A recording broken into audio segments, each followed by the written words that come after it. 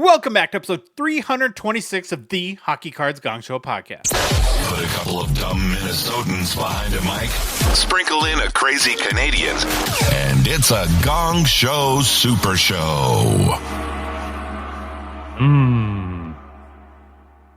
Hello, boys. Hello. What's going on? Happy Monday to you. Welcome Happy back, Monday. Phil. Yeah, back and ready to rock and roll. Here's my question. Now, you told us that you were going on a golf vacation, but now I question everything with you, and I have to wonder, were you really having another secret butt surgery, or were you really come golfing? on, man. What the heck is that? No, I Well- went. No, there was no butt surgeries. Were January of 2025, and they weren't butt surgeries. They were lower tailbone sensitive area surgeries. No, I had a great time golfing. Friday was awesome. I could have stayed Saturday, but I didn't because I had to take full advantage for a hedge removal that we're doing on Monday. So I went Sunday and prepped the job. And I wanted to stay golfing more, but I came home. It was short and sweet, but I had a great time. Yeah, I like golf. It's fun. You also missed the Thursday Slapshark show, which is fine because Yes. you had a hot date. So did that go Yeah. okay? Everything good to report? Dinner, a movie, and bedtime. My perfect date. Yeah. Okay. You'd be happy to know, and Louis can back this up, that your butt surgery was, I think, the A topic from the chat the entire show. You guys talked about that on Thursday? We didn't.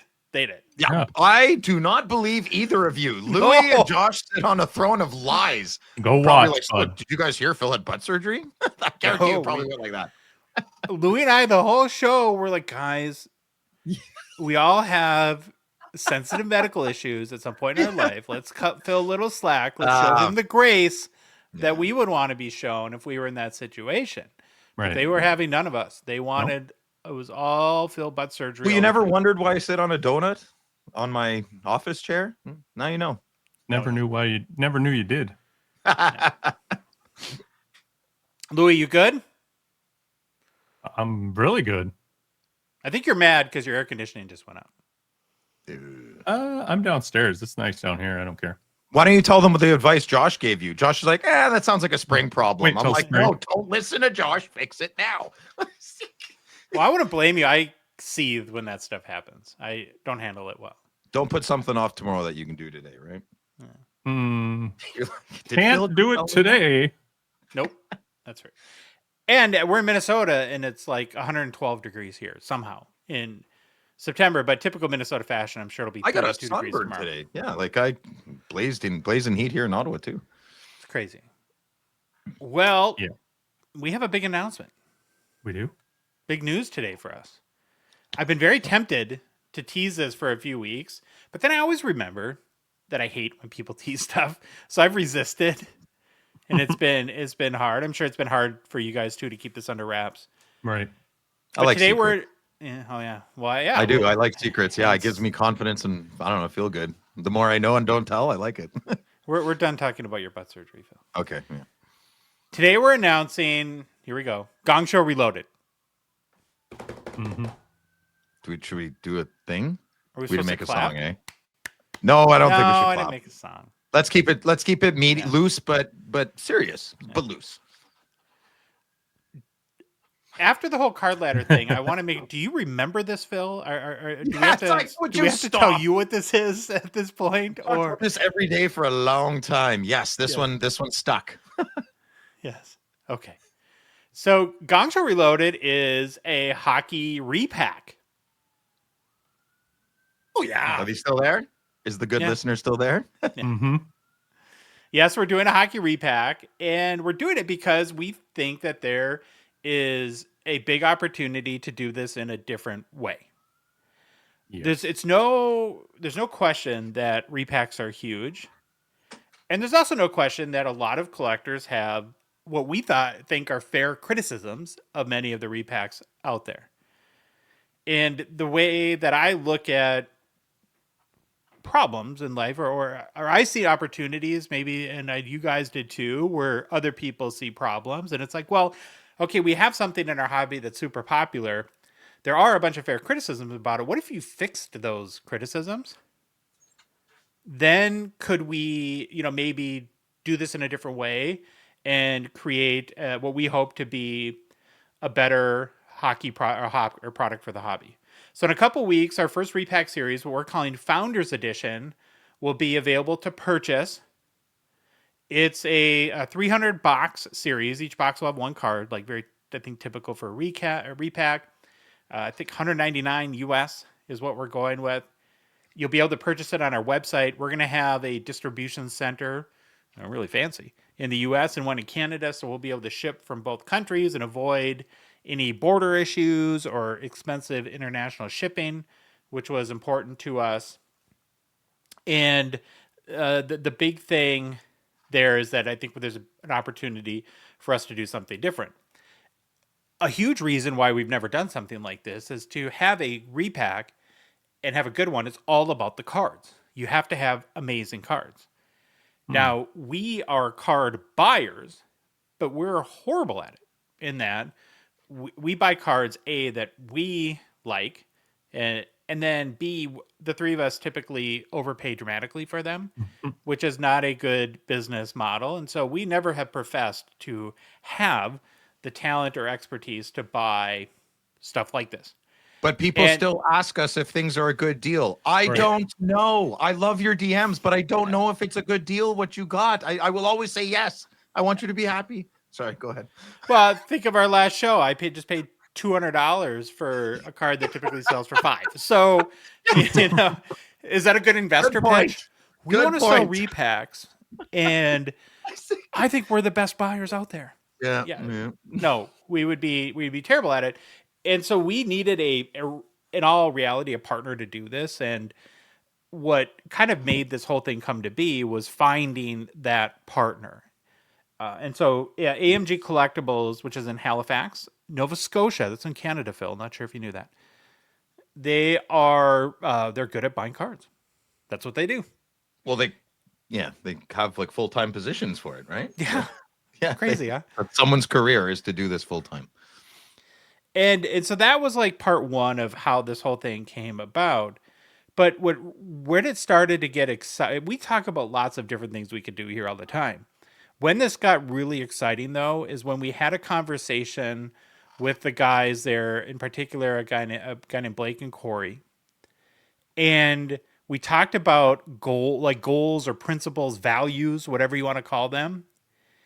And right off the get-go, we had almost identical values. Mm-hmm. Yeah. Like the conversation started, if we would ever do a repack, we would only do it under these circumstances. And we were firing up stuff there, and it was a yes, yes, yes, yes. And what we settled on was basically 3 core principles or values that our Gongshow Reloaded will have. And I want to run through this now because this is what we hope is addressing some of the big concerns of repack. So the flip side of that is there are other people who didn't agree with this stuff.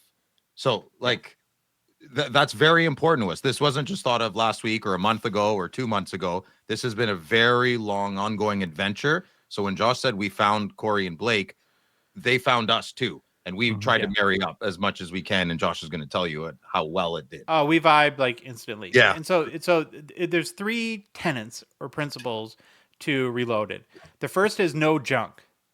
So our first barrier is, well, right off the bat, I can say any card in Reloaded that is an autographed will be hard signed. There will never be a sticker auto. That's right. That was just a principle that we felt we're not trying to knock sticker autos, but that's for our collector values. That's what we wanted. And any memorabilia is game used. Mm-hmm. So off the bat, there will be no sticker autos, no manufacturer patches, no player worn, no event worn. All the memorabilia is game used. But even beyond that, when we talk about junk, we wanted to make sure that all the cards pass a personal test. Like, is this the type of card that I would want in my collection? Maybe if it's not like a player I would choose, but do I see this as a, whatever your word for it is, a cool card, a collector's card, just something that a quality card. And what's very, very important to me, and I know you guys share this too, is, and this is what we've tried to do from the beginning. we will not allow ourselves or each other to attach the Gongshow name, which we've all worked so hard to build, to junk.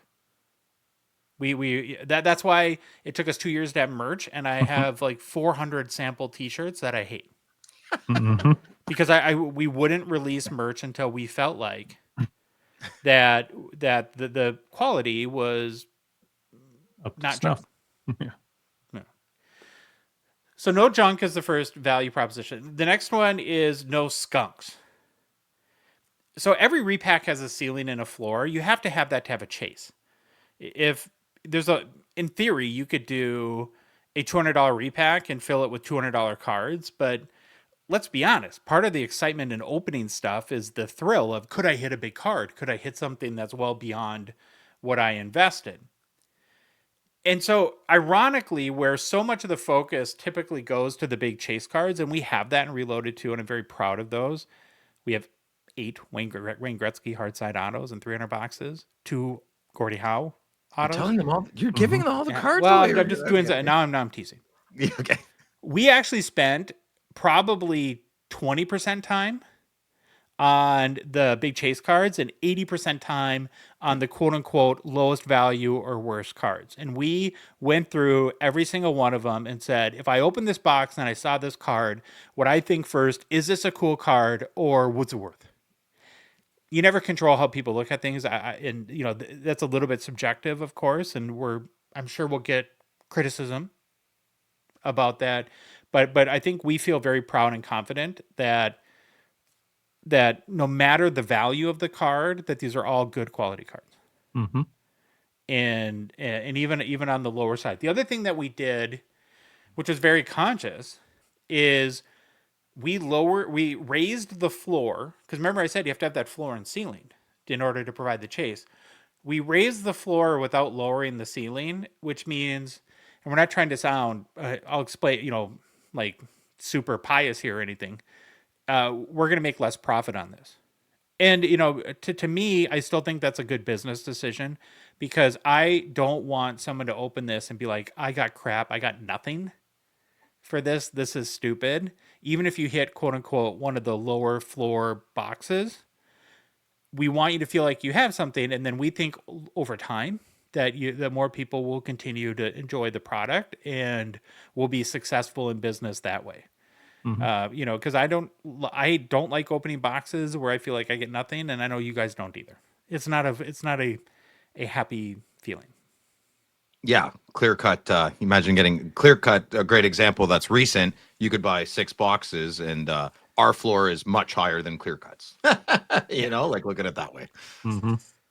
And then the last thing, and is equally as important to the no junk, no skunk, is transparency. And our Repack Reloaded will always be 100% transparent.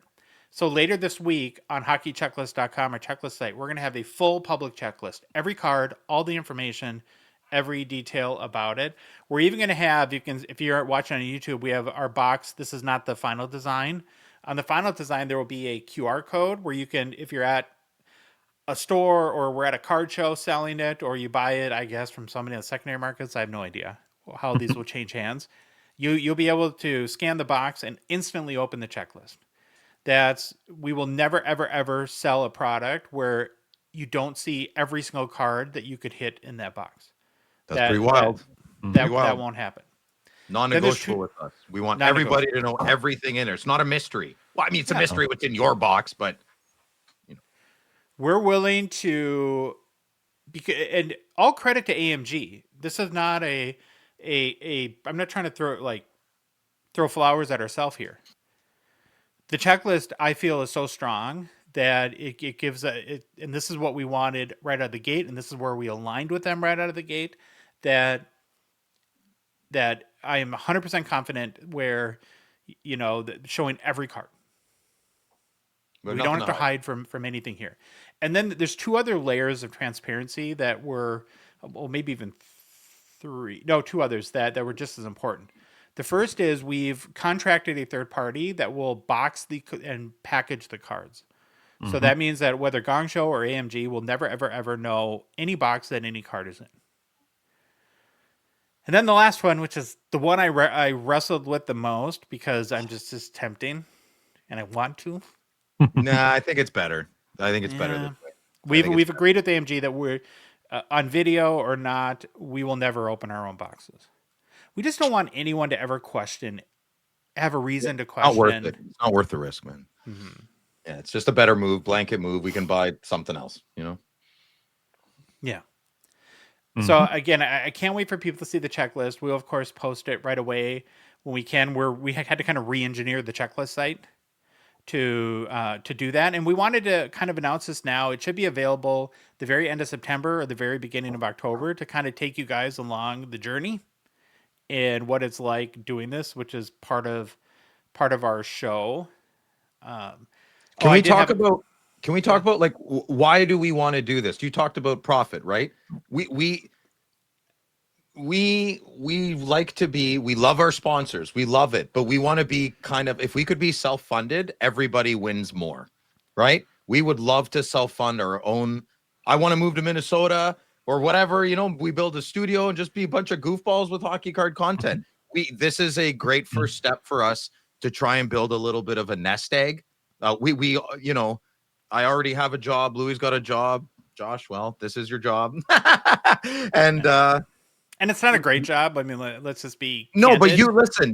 Josh is self-funding his personal finance for a lot of months now, for quite a few months. So we need a product. Oh, We, I'll no, let but let behind me. the curtain. It's better if I'll I let the say it. curtain go. I've made $2,000 in 3 years Okay, so it doesn't working okay. full time. So total, that's not a year. So We need. I think I want to be very proud of something that we've worked very hard on, and we will continue to work hard on. And we want this to be the best repack in hockey ever. And if you have ideas, let us know. We'll change something that could be better. But transparency is key. And yes, we absolutely want a good product out there, and we hope our brand has the trust and the culture that, if you're listening to this, we probably do. So yeah. We just put so much time into having something that wasn't crap, even And just that a was podcast twice a week. I'm saying, like, everything we do, we need some profit to help us keep doing it, because it's not sustainable the way we've been doing it. It's not. Who could I rush back for, right? Look what you rushed back. Like, I mean, it's Yeah. and this is fun. This is a great thing. Well, I've always believed, and this is not an ego thing, but that the hockey hobby deserves Yes. something like us. And if not I us, somebody totally- else, right? It deserves a show. It deserves a presence. It deserves consistency. It deserves basketball, football, baseball hobbies don't get everything all the time. We love doing our podcast twice a week. It's just we need this product, and we want to make it work as best as possible. And hey, if it doesn't, we'll try something else. But we're gonna give it our all.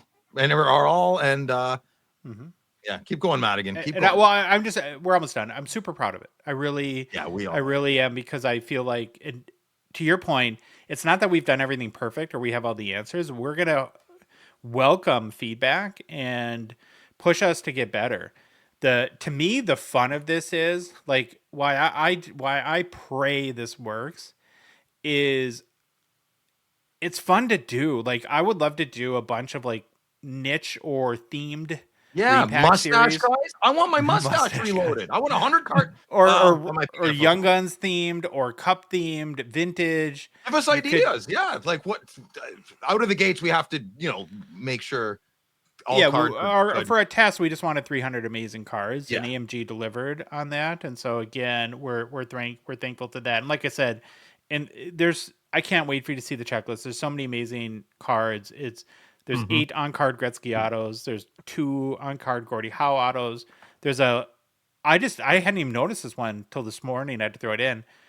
The all-time Future Watches, there's the black ones. There's Eric Lindros all-time Future Watch auto black. Those are like gold ink, right? Autos. Just go to good listener, go look at the checklist when it's up, and you'll be very, very happy. All 3 of us are like, even the cards I don't like, I like. If that makes sense, right? Like, they're good cards or special cards. We're hockey card collectors. We're not basketball guys coming into our hockey hobby. We're not venture capitalists on a small scale being like, these card guys, I'm going to clean up. It's nothing like that. It's the floor is high.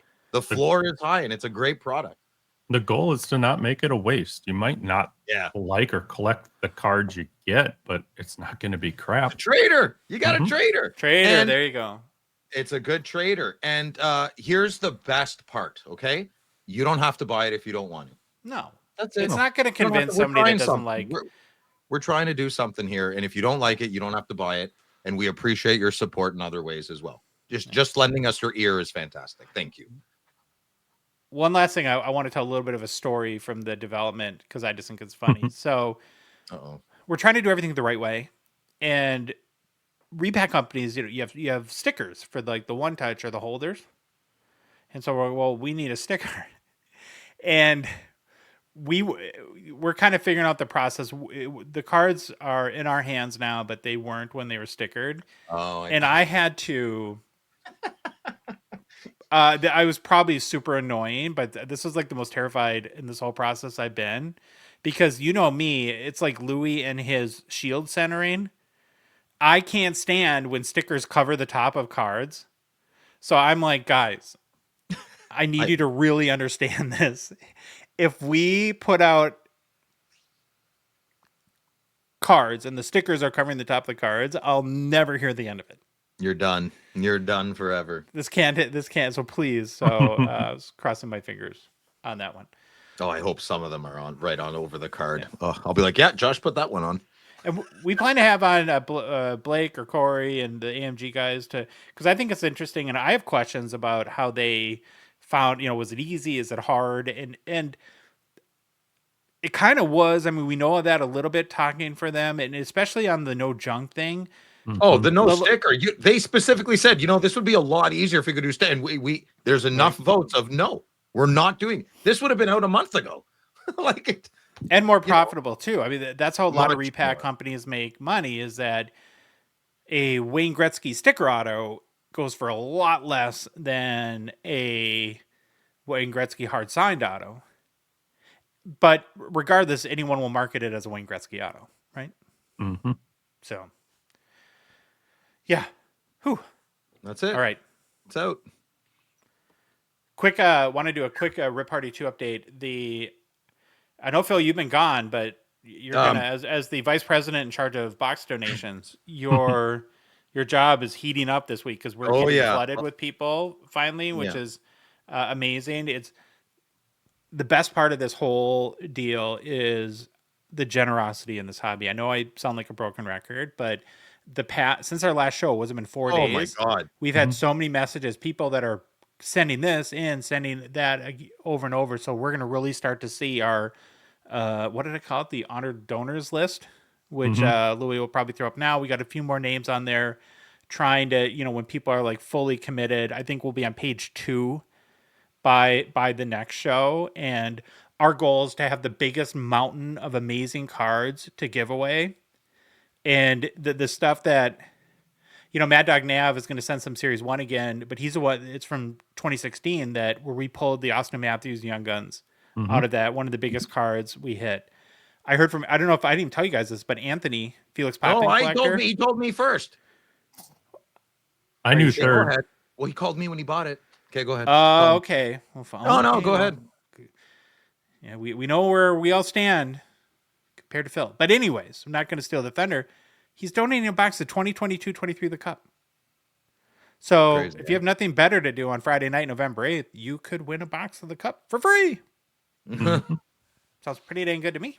Not bad, eh? It's just I just blown away and humbled by the generosity for everyone. And if you do want to donate, we want to get as much as possible. I would love nothing better than not to be able to go to sleep that night because we have so many boxes to give away. I'm sleeping. You can sleep.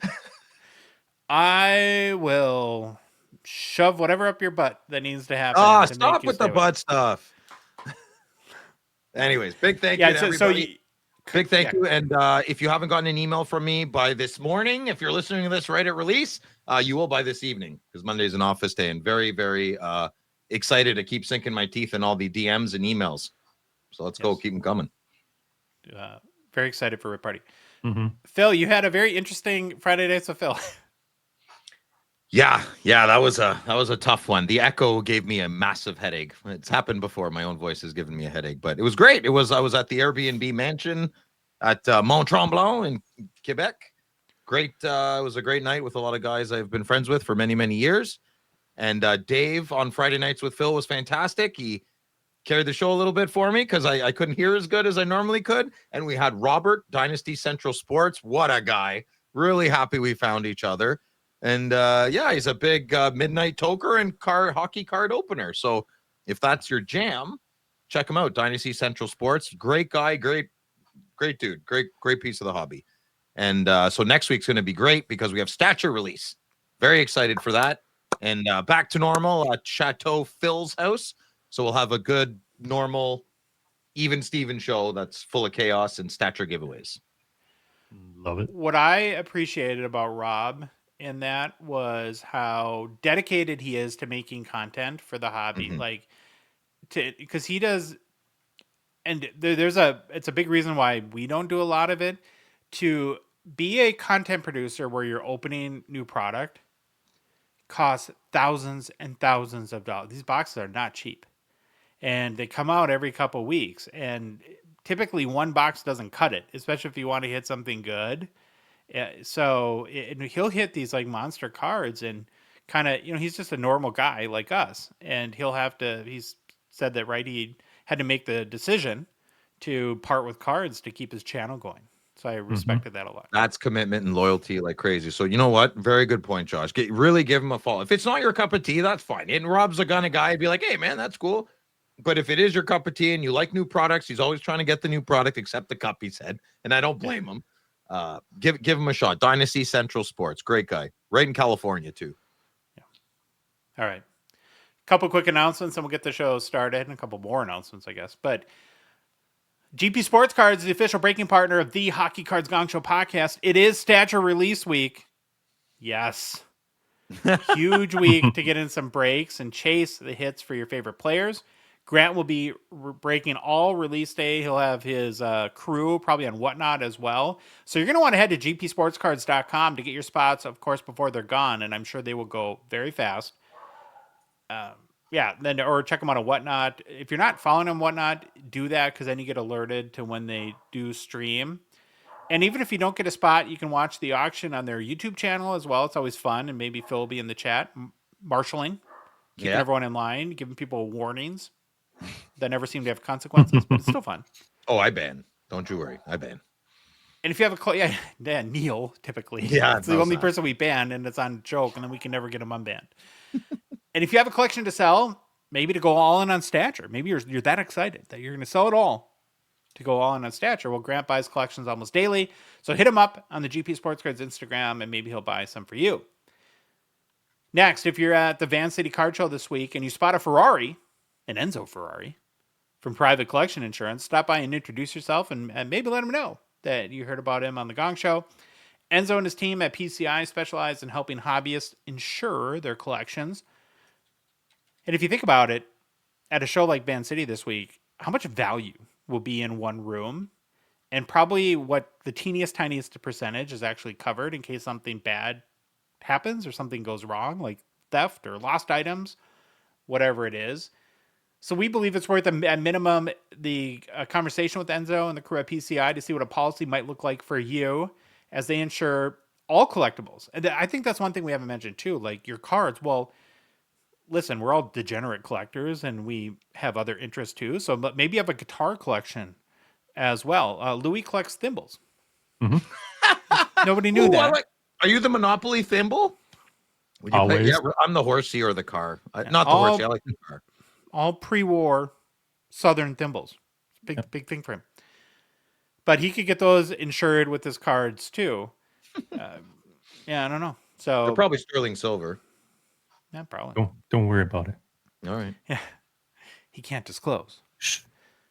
Enzo will also be coming back on the show soon to report his experience at Van City, so looking forward to that. But in the meantime, head to privatecollectioninsurance.com to schedule your consultation today. And then lastly, but not leastly, this show, our show, the Hockey Cards Gong Show podcast, is a Patreon podcast. That means we rely on the support of listeners and watchers like yourself to help us cover show expenses, continue to produce more and what we hope to be better hockey card content, and then fund initiatives, even in a small way, to grow the hockey hobby. You can support our show for as little as $5 a month. Be one of the first 999 supporters of our show. You get the Future Watch Gonger title, access to Discord, where there's 400 people now. A very active community. Check us out. Neil, the Irish Flyers collector and our fantasy hockey commissioner, reports that we're up to 4 divisions this year. We have that many fantasy hockey people. What? Oh my! Wow. He's like, I need more names for. Are you in it, Louis? No. Are you doing it? No, yeah, no, me neither. I'm like, yeah, I lost. Busy. Yeah. We're going to do a scavenger hunt to start the season. And it's just like an amazing group of people and a lot of friendships have come of that. And so very proud of that community as well. And then you also get Neil's show Behind the Bench too, which was an amazing episode last week. He'll have it. Do you know what this week's topic is? Yeah. Stand by 1 second. I'll tell you. Okay. It is. Da-da-da-da. Oh, I did know. Just keep talking. I'll bump in. All right. Yeah, you can chime in at the end. If you want to support our show, it's very easy to do. Go to our website, hockeycardsgongshow.com, click on the Become a Patron link, or go to Patreon directly, patreon.com. Search for Hockey Cards Gong Show. There is a link in the show description, both YouTube and podcast apps, and our Instagram and TikTok profiles too. You find it yet? Yep. I'm going to do the Judge Smales. Well, we're waiting. He's going to go over some tips and tricks for taking hobby content photos. Oh, good for him. Another great topic. He's knocking it out of the park in that regard. All right, Bob Louie, what's the game plan? The game plan is starting off with get to know your Hall of Famers. After that, we continue with the 25-26 preview series. And today it's Blue Chip Hobby Outlook. After that, it's hobby news, followed by new product releases, Stature, baby. Then it's the Gongshow Mailbag and personal pickups. All right, boys, let's get cooking with our Get to Know Your Hall of Famers series. It's where we're profiling the greats of greats. Every single Hockey Hall of Fame player that ever lived. We started with the very first Hall of Fame class and was inducted in 1945 and have since been working our way to present day. For each player, we do a quick bio, cover why you should care about them before reviewing their hobby markets. Today's Hall of Fame player we're going to learn, hopefully, some more about is Barney Stanley. Yeah. Crickets boy? The man with 2 first names. Yeah, true. Never trust a man with first two names? Is that? There's a first lot names? of people like that. Michael Jordan? No? Is Jordan really first name? Yes. Yeah. First girl. A lot of girls. Oh, no. I have a brother. What? Sorry, Jordan's a... My brother-in-law's name is Jordan. Sorry, but Yeah. and he was a national champion football player. So not a guy I want to mess with. Good recovery, Josh. Good recovery. Thank you. If I'm dead soon, we all know why. Yeah, we know where it happened. Good. Russell Barney Stanley lived from 1893 until passing away at the age of 77 in 1971. He was born in Paisley, Ontario, and died in Edmonton. Barney was a big dude for the time, coming in at 6 foot, 175 pounds during his playing days.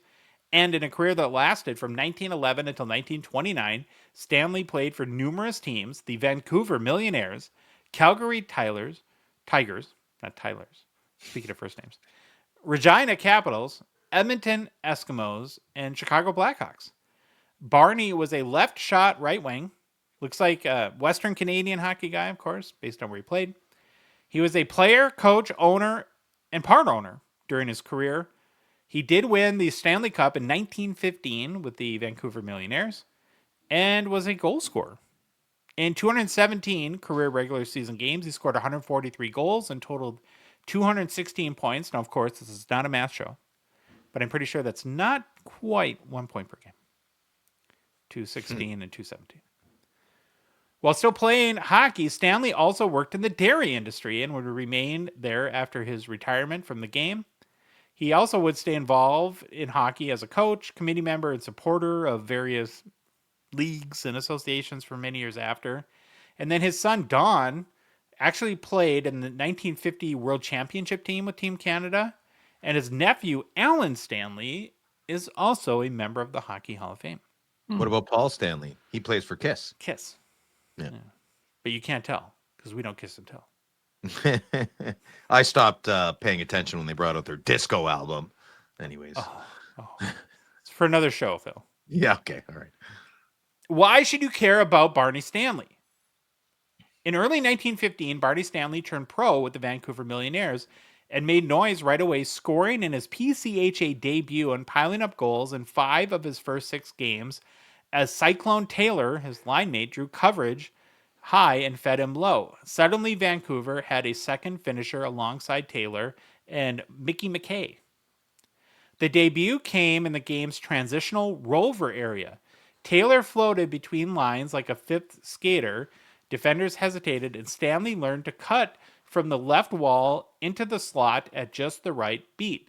Screens, tips, and quick release wristers that looked decades ahead of their time.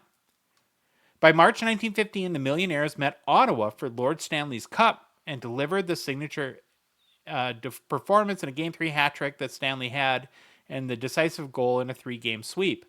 Ottawa hadn't even brought the cup west. Wow, that was presumptive. So there was no on-ice handoff, just Vancouver's young sniper announced as a new star. So they were so confident that they didn't even bring the cup to Vancouver. Yeah.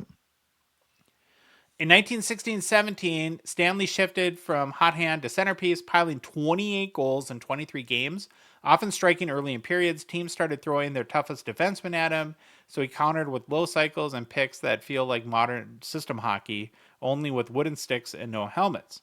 Recognition followed in 1918 with PCHA All-Star honors, proof he wasn't living off Taylor's orbit, so he was kind of the Leon Draisaitl of his time.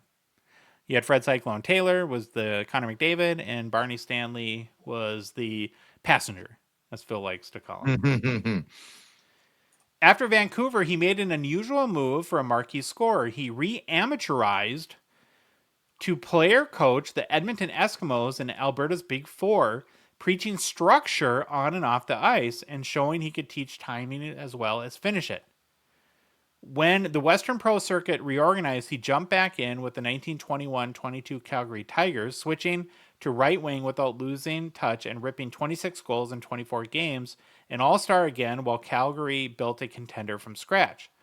Calgary was sold to Regina, where he wore 2 hats, as player coach and top-line winger, and still graded out as an all-star. Teammates remembered crisp practices ending with rush timing reps that mirrored the exact break-ins he'd scored on since Vancouver.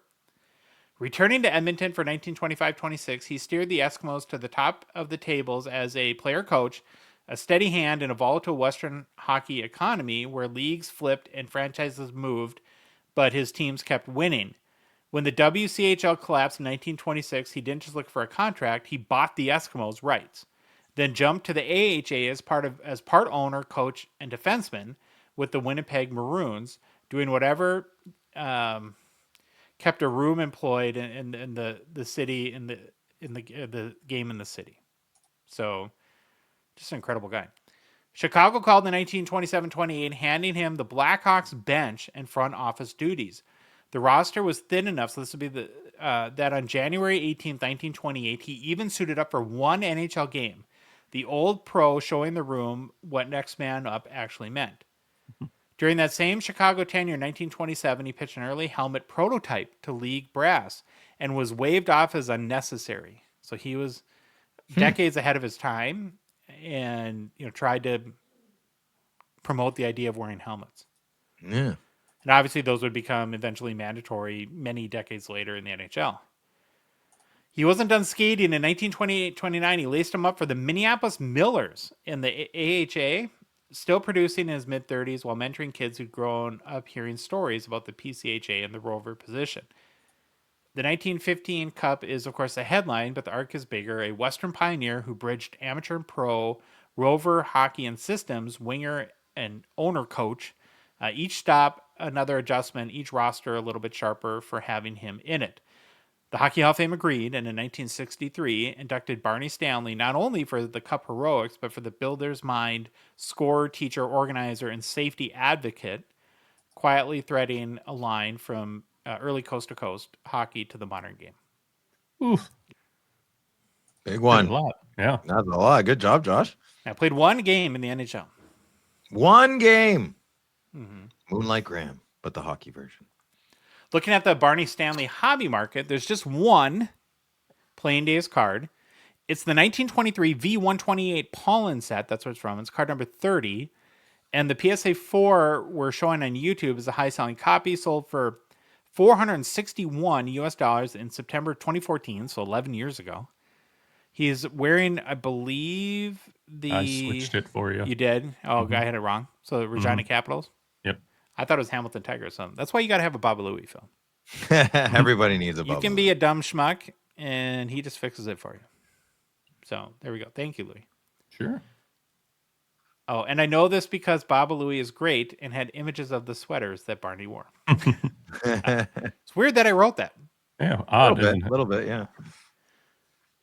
And if this card doesn't work out for you, of course, there's a Barney Stanley card in the Cardophilium set, which Phil now owns. Did you even open the box yet? Sitting right here, unopened. Yeah. And that, boys, is your Hockey Hall of Famer, Barney Stanley. Excellent job. Excellent. Barney Stanley, what a legend.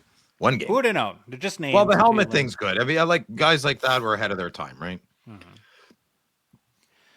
Well, we're going to move on to part 4 today of our 25-26 hobby preview series. So far, we've looked at Connor Bedard, breakout candidates, and comeback candidates. And today we're going to cover the hobby blue chippers. How I'm using that term is these are guys that are established. They're not prospects, they're not rookies, but they've earned the respect of the NHL, the hobby, based on their on-ice performance so far over their careers. There's a number of interesting storylines that we'll talk about and give our takes on the potential hobby impact to their chase and markets. And you two, of course, will give good takes. I'll give bad takes because I'm known for bad takes. We got your Just back. live up to Phil. the brand. Yeah. Right. So I came up with, how many did I come up? 1, 2, 6. Who do you got? Who do you got? 6 blue chip players that I want to talk about. And we'll start right off the bat with McDavid. Of course, you hate him.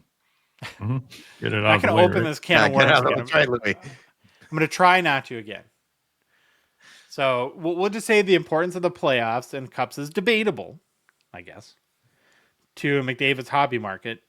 But beyond that, though, there are a couple of interesting milestones that he should hit this season. Oh. So he's 18 points away from 1,100 career points. And with 118 points, which is kind of an average McDavid season, he has the opportunity to 1,200 career points this season.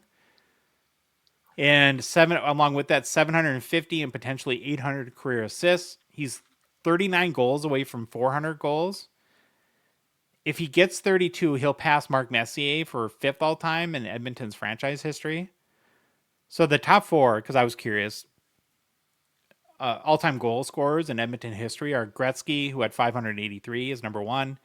Yari Curry, who according to Phil sucks and is no good, has 474 somehow. I don't know how that would happen. Glenn Anderson, oft forgot, 417. And Leon Draisaitl is still ahead of McDavid at 399. Wow. Holy moly. Did not expect that. Another potential milestone would be a 4th Hart Trophy if McDavid could do that. And of course, he's always a contender going into every season. Would tie him with Eddie Shore for 3rd most in NHL history. So to win 4 Hart Trophies does not happen very, very frequently. But here's the question. Of all these milestones and everything, is it still, like, when you talk about like what could potentially move the McDavid hobby market this year, is it just playoffs or bust, cup or not? Is that the... Yeah, I'm going to go ahead and say yes. I'd like to add one thing of his stats, and it's just because I know it off by heart because I did this recently. For points per game of all time, Wayne Gretzky is at 1.92 per points per game all time. Sure. Mario Lemieux is at 1.88, I believe, of all time. And I thought Mike Bossy was 3rd by a long shot, and it's not. It's Connor McDavid. He's over 1.5 points per game. Yeah. That in today's NHL, that to me, just I don't know, that flabbergasts me, and I usually have a lot to say always. So I'd like to leave that out there for the good listener. And yes, I think he still needs. He he has tickled championships twice now. You gotta go in for the kill, man. Because we had like with Ovi last year was the goals record that that really propelled a lot of excitement and chase to his. And I just don't see of all the as cool as these milestones and as important as they are. I don't think any of them. They're just kind of footnotes at this point. Like if you were Connor's dad and you're having like a heart to heart with like what's the next thing a dad would tell his son? Like you got to go for it, son. Like you got to like I'm trying, dad. I'm trying. Like obviously maybe that's a bad analogy, but like that's the only next logical meat on the stick is a big Stanley Cup. He wins gold this year in the Olympics. Great. He'll still want the Stanley Cup. That's the big one, Yes. So I think hey, Louis, I think it's time. We just got to do it. So Phil, you last show divulged a big secret.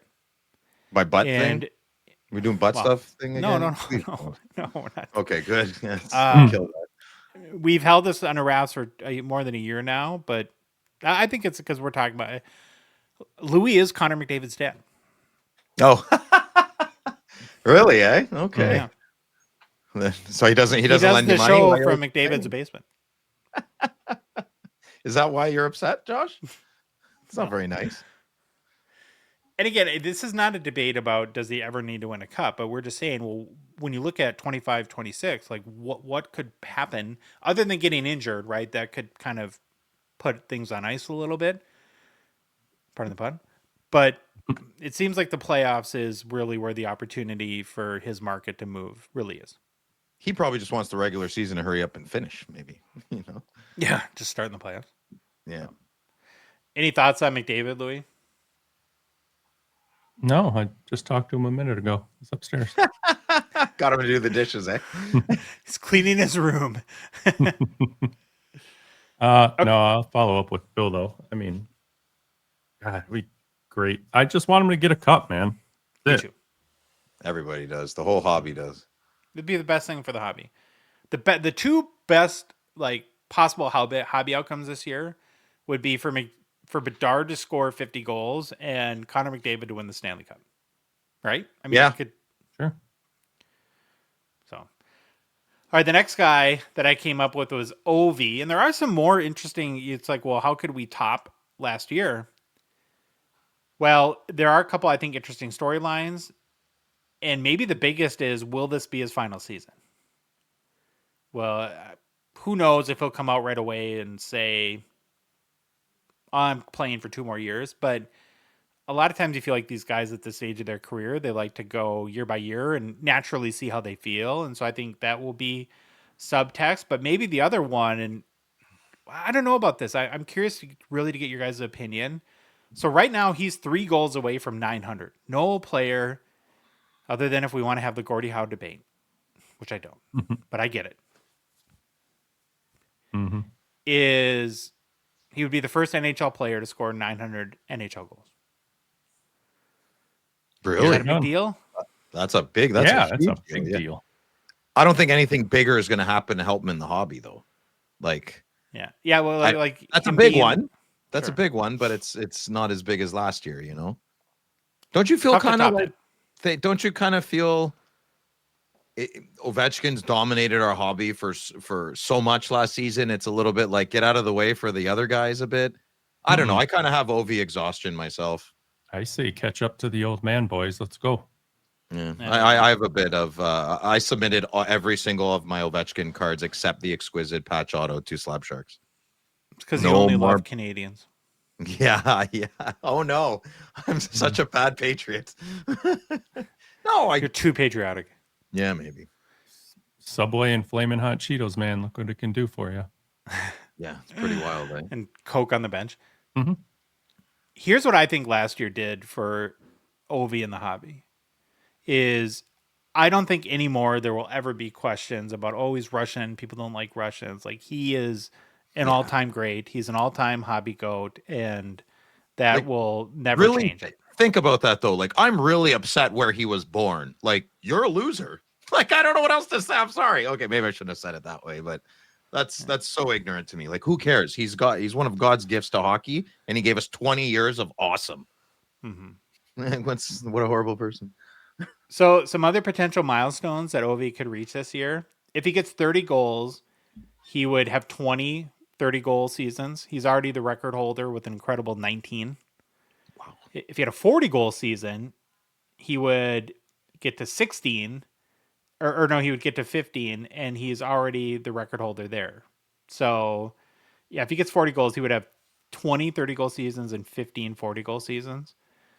Bigger reaches would be he's 77 points away from 1,700 career points. Only 8 players in NHL history have ever got to 1,700 points. And a 50-goal season, he's currently tied for the all-time NHL record, would give him his 10th 50-goal season, he would have the record then. That's pretty motivating. I'm going to keep my mouth shut, but yeah, okay. Let's see if he pops in 50 goals this year. Let's see if he does it. Well, I want to see if you're going to die on the vine again, then he won't get. I feel like you're trying to egg me on here with all these crazy things. He's not going to pop in 50 goals, man. Come on. Okay, but Phil, yeah, no. I want to see if you die on the vine if he'll get to 900. I'm expecting you to say he won't get 3 goals. I don't know. I listen. Don't ask the guy who admitted he had OV exhaustion. Sure. Yeah, I want him. I'd really, unless he comes out and plays very good, sound Washington Capitals teammate hockey. I wish he would just retire. I think,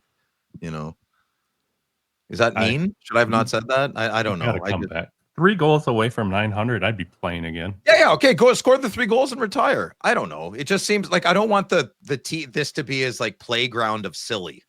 Doesn't it feel it's getting a little bit silly? No, why? Mm-hmm. Well, I don't know. Why shouldn't Sid retire then?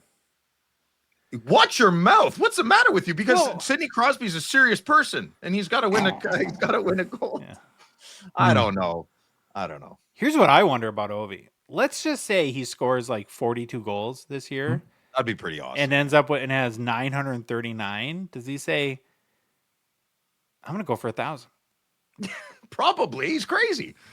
Yeah, he probably is. He's a lunatic. Good on him. I listen. I hope he starts here. I hope he pops in 55 goals this year. That'd be what a phenom that would be. I don't think he will, but we'll see. Like with any great player, I hope he plays as long as he can without limping across the finish line.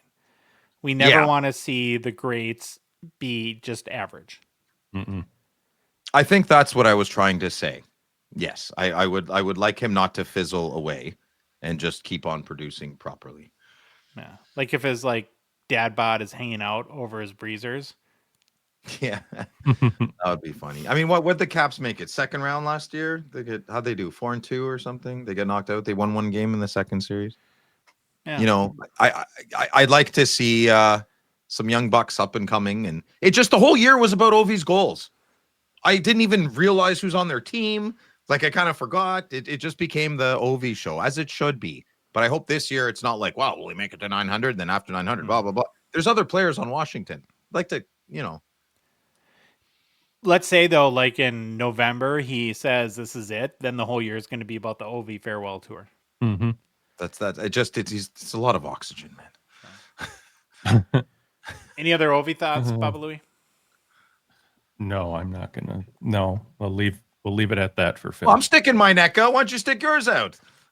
Fine. I hope he plays the whole season. I hope that it's a great season. I don't want it to be just die off, but I would think he knows.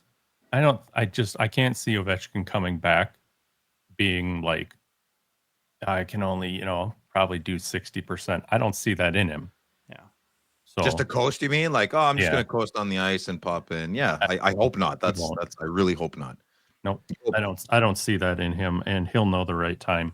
I mean, and who knows when that is? You know how these athletes are. I mean, we can't guess, but I think it'd be great to see somebody get to that 900, and that'd be cool. He's going to get more than that. Yeah, ever. He will. Obviously, he's going to pop in 3 goals. Well, maybe honestly, maybe that's what he's thinking about. He's like, you know what? Maybe I'll put in 3 or 4, 5 or 6, and that's a wrap. Who knows? My favorite part of the whole end of career OV story is it's the anti-Tom Brady. For years and years and years, we had Tom Brady playing at 43 and winning Super Bowls because he ate avocado ice cream and never Oh, had yeah, sugar and was the picture of health. And it was like, well, geez, if you take care of yourself, look what you can do into your 40s. And then you have Ovi, who is yeah. just as successful and doing the polar opposite. He's Mhm. doing like the, like, you know, just Maybe let that's it what I like. go That's what my mentality. subconsciously I'm upset at that. Maybe that's why I sold all his cards, or Really? maybe there's a lot of subconscious. Why I sent them all to Slab Sharks. Maybe it's how you feel about yourself. I do Maybe it's actually feel like about myself. I'm very unhealthy right now, and I'm upset about it. Okay. I'm just taking it out on Ovechkin. Mhm. Well, speaking of Ovi, he'll forever be linked to Sidney Crosby, who's our next guy. And here's like, well, I'm going to go through the milestones, but then I have a key question about Crosby. You guys can chime in. So he needs 37 points to pass Mario Lemieux for the Penguins' all-time franchise record in points. It's a big deal. Huge deal. Pass Mario.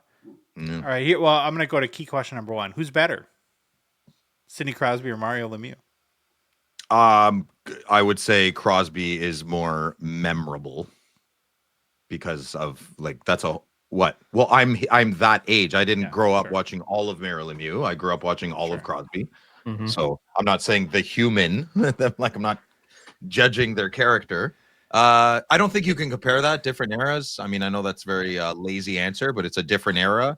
They're both incredibly skilled, but they're both different That's a players. minefield of a question to ask a Canadian, isn't it? Wow. Yeah, I'm struggling with it. I don't think you can ask that question. Mario Lemieux is I can really say I don't think there's ever been anyone like him. I think Mario Lemieux is that type of special player that there's no one there's no one like Gretzky or Crosby but Mario Lemieux is an enigma of some sort with his back problems and the cancer, and the guy smoked all the time too, just like Guy Lafleur. And he was so big, and the skill and silky smooth on that ice. Crosby's just very smart in a different way. Could you make the argument that Mario Lemieux is the most talented hockey player ever? I hate these conversations. I know. Yeah, you can make the argument. They're good for sure. podcasts. Yeah, no, I know, but I don't know enough about Mario Lemieux. I You know. know, like, I mean, I this would be good to have a good guest on that's maybe 10, 15 years older than us. The 1987 Canada Cup. I think Lemieux and Gretzky were on that. I mean, I've never seen a game of that. I'd like to check that out. Yeah. Let's Well, I go didn't want to with tell you this, but sorry, Louis, you can go. Why, you're Mario Lemieux's dad? No. Oh, okay. Louis is Connor McDavid's dad, but Mark Messier is Louis' dad. Okay. So maybe he's got to cut there. All right, Louis, what do you have to say? I think the easiest way to put this between these two guys would be that, let's say Lemieux is a more dominant offensive player, and I still would like to have seen more out of him. With it was cut short because of what was injuries and all that other stuff, where he had to stop playing. But then Crosby, he's more of an all-around player. Complete. And, has obviously had the longer career. So, shoot, I don't know. That's my excuse. What do you think, Josh? That was another Baba Louie Hobby hot take. That was a good hot take, Louis. I like the way you put that. What do you think there, Madigan? I think complete is the best word to describe Sidney Crosby, and because it's like there's not, he's one of those guys where everything is so good, but there's not like one thing that really stands out. Where I love the way Baba Louie put it, where Mario Lemieux maybe was more dominant at times. Yeah, he's got like he was more dominant in his era, maybe Maybe, yeah, like when he was on the ice, he was just more. He took over more than Crosby did. Crosby maybe is a better link in a team, whereas Lemieux can carry a team better. Maybe that's way. I like thinking about these things in private and then responding when I have good answers. Not put me on the spot, son of a. You know what I would love more than anything in the world? What? To root for a team where I got to debate whether who is better, Sidney Crosby or Mario Lemieux for my team. So I think Pittsburgh fans are Really, well, really lucky. No, I like that. So I can answer that question. If I want one of those players at the peak of their performance, I'm taking Mary Lemieux all day long. Mary Lemieux at his peak, at his ceiling, all day long. And I would probably maybe agree top 3. But over 20 years, you would take Crosby. Yes. Like Louis said, more of a complete player. Yeah. Maybe Crosby's got 3 cups. Yeah, 3 cups would, and Lemieux's got 2, I believe. 2. Yeah, sure. I want to say 2. I might be 3. I think it's 2. That doesn't matter. Yeah. So that's how I would answer that question. And then there's golden goal, the whole bit.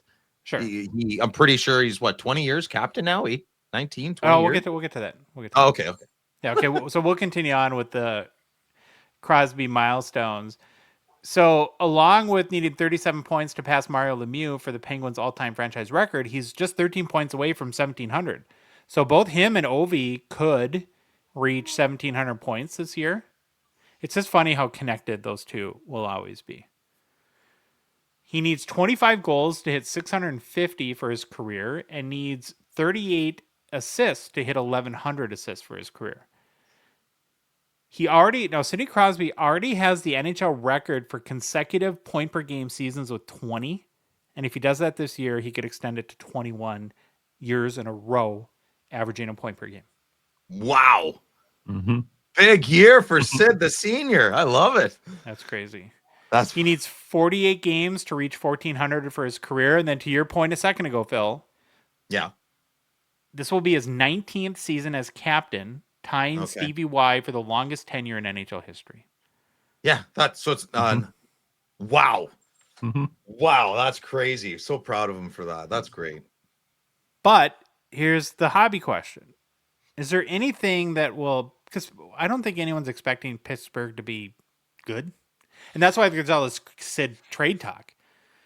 So what is, going back to the complete thing where, again, nothing's super flashy, does anything move his hobby market at this point? Or is he just kind of Sid and more Sid? Yeah, I would like Pittsburgh to be different with this. Like, I know he wants to. I don't know if the legacy of being a Penguin forever would beat getting traded, winning a cup with another team, and then signing next year again. I think if that could work, that would be amazing. But I don't know if Crosby is that type of guy, right? There's certain to me that wouldn't mean he's not loyal to Pittsburgh. That would mean he's equally loyal. They're just being strategic, and I think I would like to see that. I would, as much as I'd love him to retire a Penguin only forever and always. As someone who lost Daniel Alfredson to the Red Wings, that broke my heart. And but if Crosby won a cup with like Tampa Bay or Dallas, he'd look good in a Dallas uniform. You know what I mean? Like, whoo! And if he got a cup, hoisted it up, boom, sign him right back to Pittsburgh. Why not? Maybe that's the big question with Sid and the 3 first-round picks the fun debate. So Louis' first ever big PC was Kirby Puckett, and I'm sure you'll agree with this, Louis, but what made Kirby Puckett so special to Minnesota is from his first game to his last game, he was a Minnesota Twin. Mm-hmm. And he won championships here. And I really value that.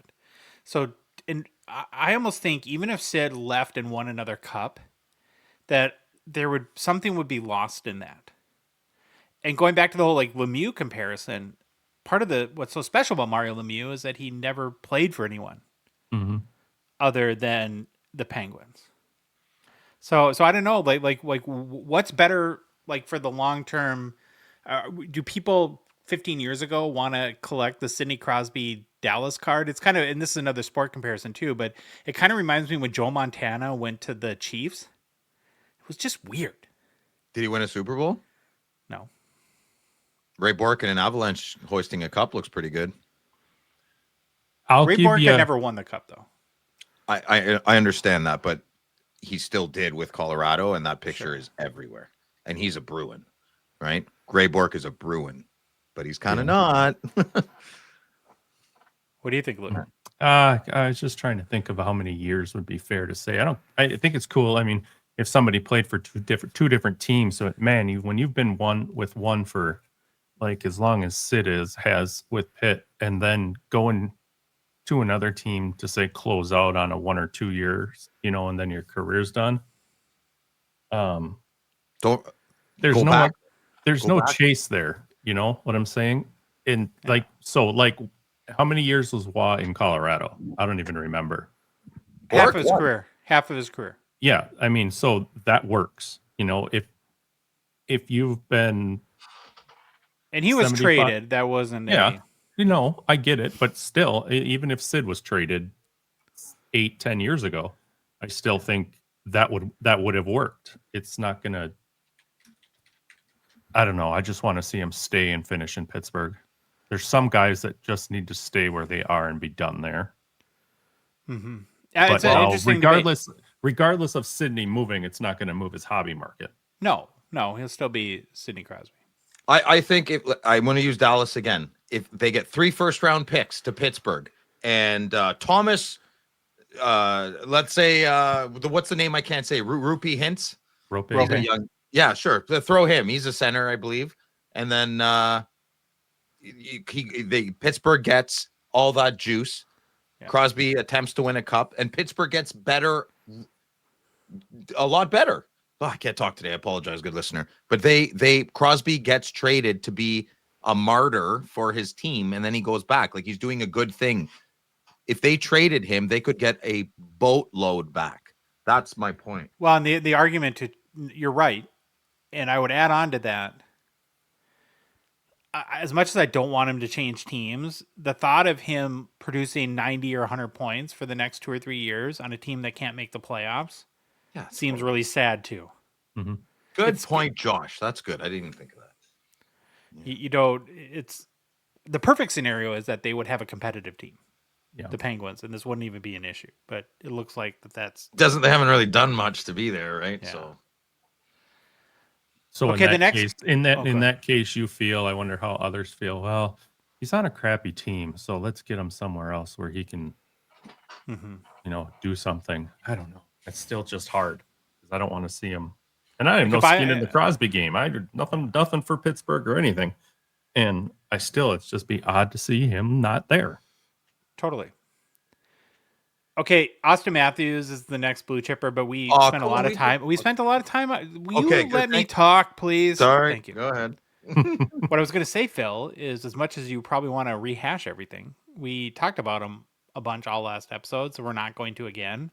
And to do a 1-sentence synopsis is health and winning are the keys to the Matthews hobby market this year.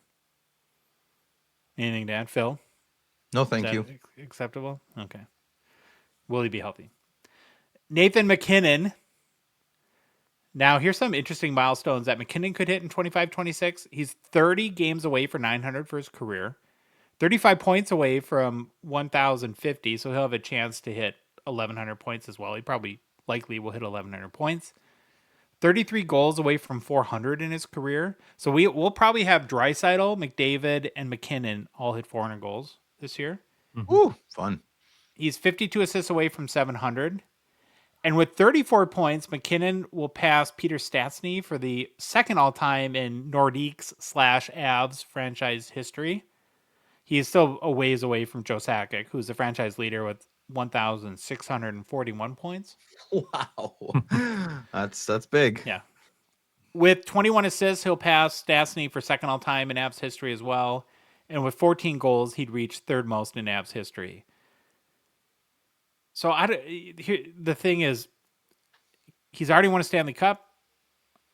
What moves the hobby? Is it that if he gets a second cup or some more big hardware like a Hart Trophy or Art Ross would definitely, of course, strengthen his legacy. But is there anything at this point you see juicing up the McKinnon hobby market, or is he more one of these steady Eddie kind of guys at this point? I think he's a perfect player to take advantage of the Olympics, where I don't think the Olympics will affect a lot of people's, but I think he's one of them. He goes on a line. Well, he's not going to be on with Crosby, but he'd be on with McDavid.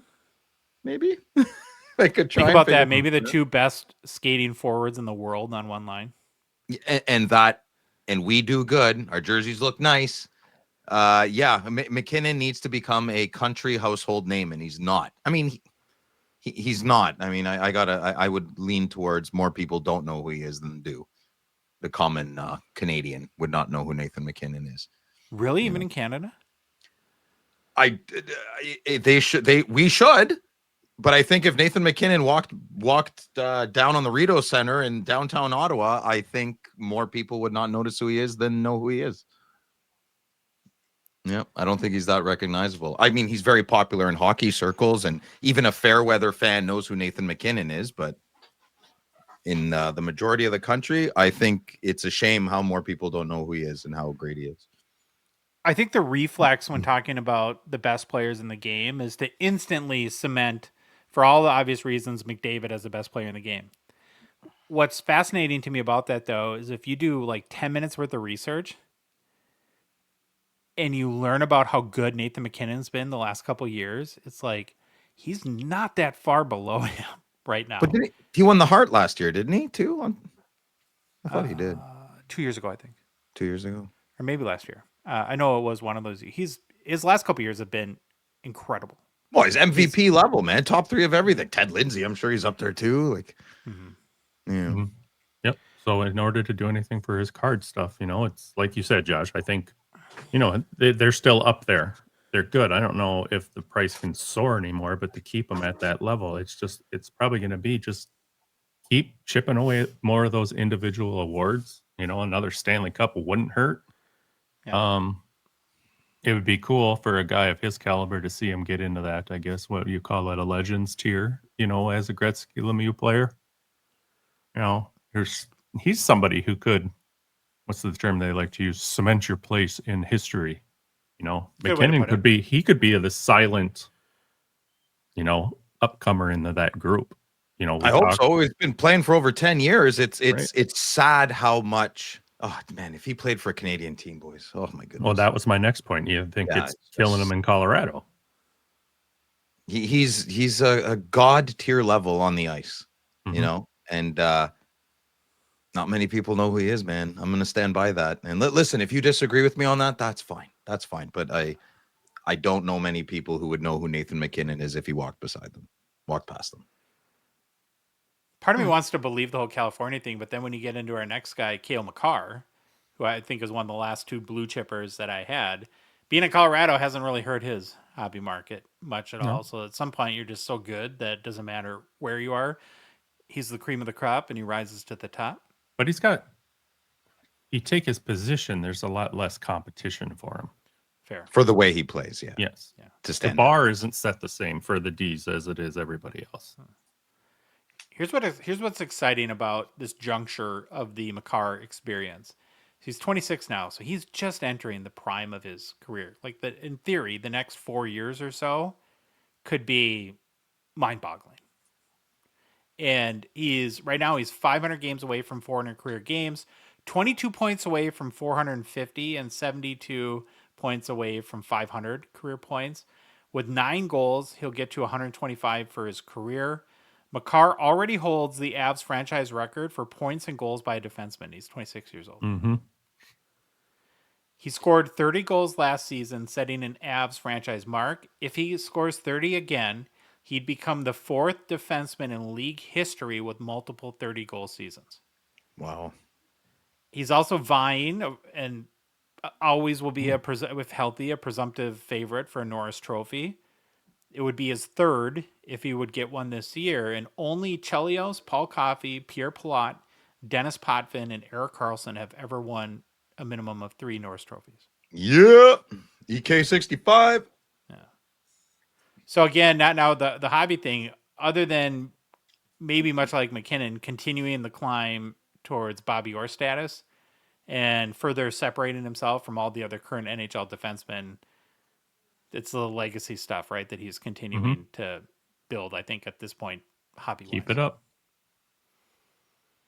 But I would love to see him have like a all-time and great season for a defenseman. That'd be amazing. The NHL to market Nathan McKinnon in Canada and Cale Makar. These are good, squeaky clean boys. Like they're not hard to market. McKinnon and Makar, great smiles, handsome guys, very athletic, very healthy, top tier caliber of professional sports in the world. Yeah. And okay, Makar's hobby is great, but there's so much lost potential to market these gentlemen and the game of hockey. You know, hopefully the Olympics really steps up. This is a big opportunity for both of our countries to get to know some of our great hockey players. You got to Yeah, get the people to Olympics are watch gonna it be too. It's got to be marketed. How do you watch it? You market it well. We'll see. We'll see what happens. maybe the most potentially pivotal thing for the whole hobby this year overall is the Olympics. If the Olympics has the same amount of interest and excitement as the Four Nations did, or more somehow, I think it will. that would be feel amazing. good. I'm giving it positive energy. I feel a big resurgence. Remember the 90s, man? Olympics was everything. Even at school, you'd run to school. Oh my God, the teachers would talk about it. It was a connection with the students and the teachers, and it was beautiful. Let's see if we can get back there, you know? The last blue chipper we're going to highlight in our preview series today is Leon Draisaitl. Oh, sloppy D. Angry Mr. German. Sloppy D, as Phil likes to call him. Oh, I never said. Well, yeah, okay, I did say that. Yeah. Talking about his auto, of course. Yeah. We mentioned briefly while covering McDavid, but Leon needs 1 goal to reach 400 for his career. He's also 43 assists away from 600, making him 44 points away from 1,000 points. That's a big one in NHL parlance to get to the 1,000-point mark. Leon is also just 10 games away to get from 800 for his career. He is the reigning Rocket Richard winner, having scored 52 goals last season. So we'll see if he can repeat that. And to me, his story is tied with McDavid's. It's what happens in the playoffs that will drive or not his hobby market this year. And in my mind, to get back to McKinnon, in my mind, Draisaitl is way, way more popular and recognizable than Nathan McKinnon. Really? The German. Yes. Leon, now chime in. I'm not going to read it, but Josh will. I think Leon Draisaitl is more popular in Canada than Nathan McKinnon. I say this as a big Leon Draisaitl fan, and maybe this will be controversial, but I think, and I actually collect a little bit of like a tiny micro PC. I don't PC McKinnon at all, but McKinnon's a better hockey player than Draisaitl, right? Yes. I think so. Yeah. I'd say that's no shade of Leon is dominates really, more. really good. Like the reason why the passenger thing is funny is because he's not that. No, so I'll say it once. Leon Draisaitl is in top 5, for sure 10 best hockey players in the world. He is not a passenger in any way, shape, or form, but I will always say he is. No. Do you think that's sacrilegious, Louis, to say McKinnon's better than Draisaitl? We'll see. No, I don't think it's that way. But the popularity thing come between the two of them is because, and this isn't any shade on Draisaitl, it's because he has, oh my God, McDavid with him on the team. You know, the pilot. The Robin to Batman thing. Yeah. Well, Louis, you have to also realize that tomorrow we're going to find out if this whole nobody knows who McKinnon thing is kind of like nobody watches the NHL documentary, or where again, once again, let me Phil clarify. proves he's not a real Canadian. You're gonna put me on the spot like that. I'm gonna leave it at this. To keep it simple, I say Leon Draisaitl is more popular in Canada today than Nathan McKinnon, and would be more recognizable than Nathan McKinnon pre-Olympics. All right. McKinnon pops in a golden goal. You were good. McKinnon's gonna pop, right? I think if you flip them though, throw Draisaitl on Colorado and throw McKinnon up there in Edmonton, McKinnon's now going to be more popular because everybody talks about McDavid Edmonton. and Edmonton and what goes in hand with that. McDavid, Draisaitl, so a lot to do with your geography too of where you're at. Mm-hmm. Well, those are my blue chipper. Do you guys think that that's the list of blue chippers? Is there anyone else that you would add to that group of the top tier current NHL guys? And again, from a hobby side, but discounting the rookies that everyone chases, like Celebrini, who they don't count yet. Yeah. So no, that's a good job. I liked it. Slab Sharks is a Gongshow partner and sponsor. Thankful for their support of our show. The current Slab Sharks weekly auction is live. Of course, ends, as it always does, on Thursday night. I think this could be the biggest weekly auction they've ever had. 5,500 cards available. Has there been one bigger? Maybe there's 8,000 in one. I don't know. But that just seems huge. Huge. Big line. Big. But that's not enough to stop us from scouring the auction and find cards that speak to us, speak to our hobby hearts. Talk to me, Goose. Because hockey cards can speak, Phil, if you listen closely enough. I don't know if you knew that. Oh, I know. They talk to me all the time. Go ahead and try it. Not So here's the cards. They're not that just we all picked- scratch and sniff. No. Here's the cards we picked out this week to highlight. I'll go first.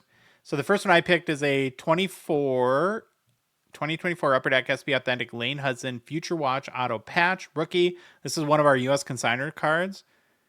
It's, man, if you want to flop for Shimmy Shakes, maybe like his dad, maybe like the player.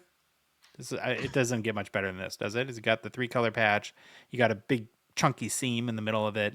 The auto card. looks nice. It's a fantastic card. Mm-hmm. Then the next one I'm really excited about. And I don't know who the player is. But I picked Bill Beveridge. a 1933 Worldwide Gum Ice Kings Bill Beveridge English only back rookie PSA 4.5. I just said I have no idea who Bill Beveridge is, but he does sound thirsty. It's a senator. That's a senator's sweater. Yeah. Well, I picked it for this card for 3 very important reasons. Number 1, the hat. Come on, the hat. Oh, that's great. Oh. Then, of course, the sweet Ottawa jersey, which you already pointed out. And I love the weird pre-war goalie poses where, because remember, were these sort of the long, remember how like in old cameras, like the exposure was so long that you had to like sit there forever? Oh, maybe there's a chair there. Yeah. It's like, you wonder why people never smiled because he's probably miserable the whole time. He's like, oh, make this stop. When can I move? What a fun card, though. That hat is cool. amazing. So I Fun had to card. go with this one. Louis, what did you pick? I kind of followed you a little bit, but I think mine tops it just a little bit. The 2024-25 SP Authentic Lane Hudson Future Watch Auto Patch Rookie out of 50. The horizontal beauty. Mm-hmm. Love this card. Be nice to see in a few years what is valued more. You know, Mm-hmm. we'll see. He's really Who's taking hits the- because of the old man. Still, Louis, you got to Is be he? careful about your son, McDavid. Not He's I'll fine. leave him alone, man. He's not the son should not pay for the sins of the father, No, right? Like no. like it's ridiculous. Leave him alone, man. yeah. And number 2, at least I got to hold this card. 06 the That cup. was funny. 06 the cup. Marty Brodeur honorable numbers patch auto out of 30. Sick. Beauty. Can I just say for the record that if you're a U.S. consigner and you send us a Marty Brodeur, the only reason they get to Slab Sharks is me because Louis gets that look and he looks at me and he's like, and I just shake my head. I say, Louis, set it down. Put it Walk back. away from the Brodeur. And I take it, and he just needs a second. But there is that split Yep. time where, Bad. What do they call it? Impure thoughts or yeah, dirty thoughts? Dirty thoughts. this is a great Brodeur card, though. Such Huh? a sweet Very card. nice. And his helmet's up. It's never. It's nice. Yeah. It's not up. Then All right, Philly. Yep. Me next.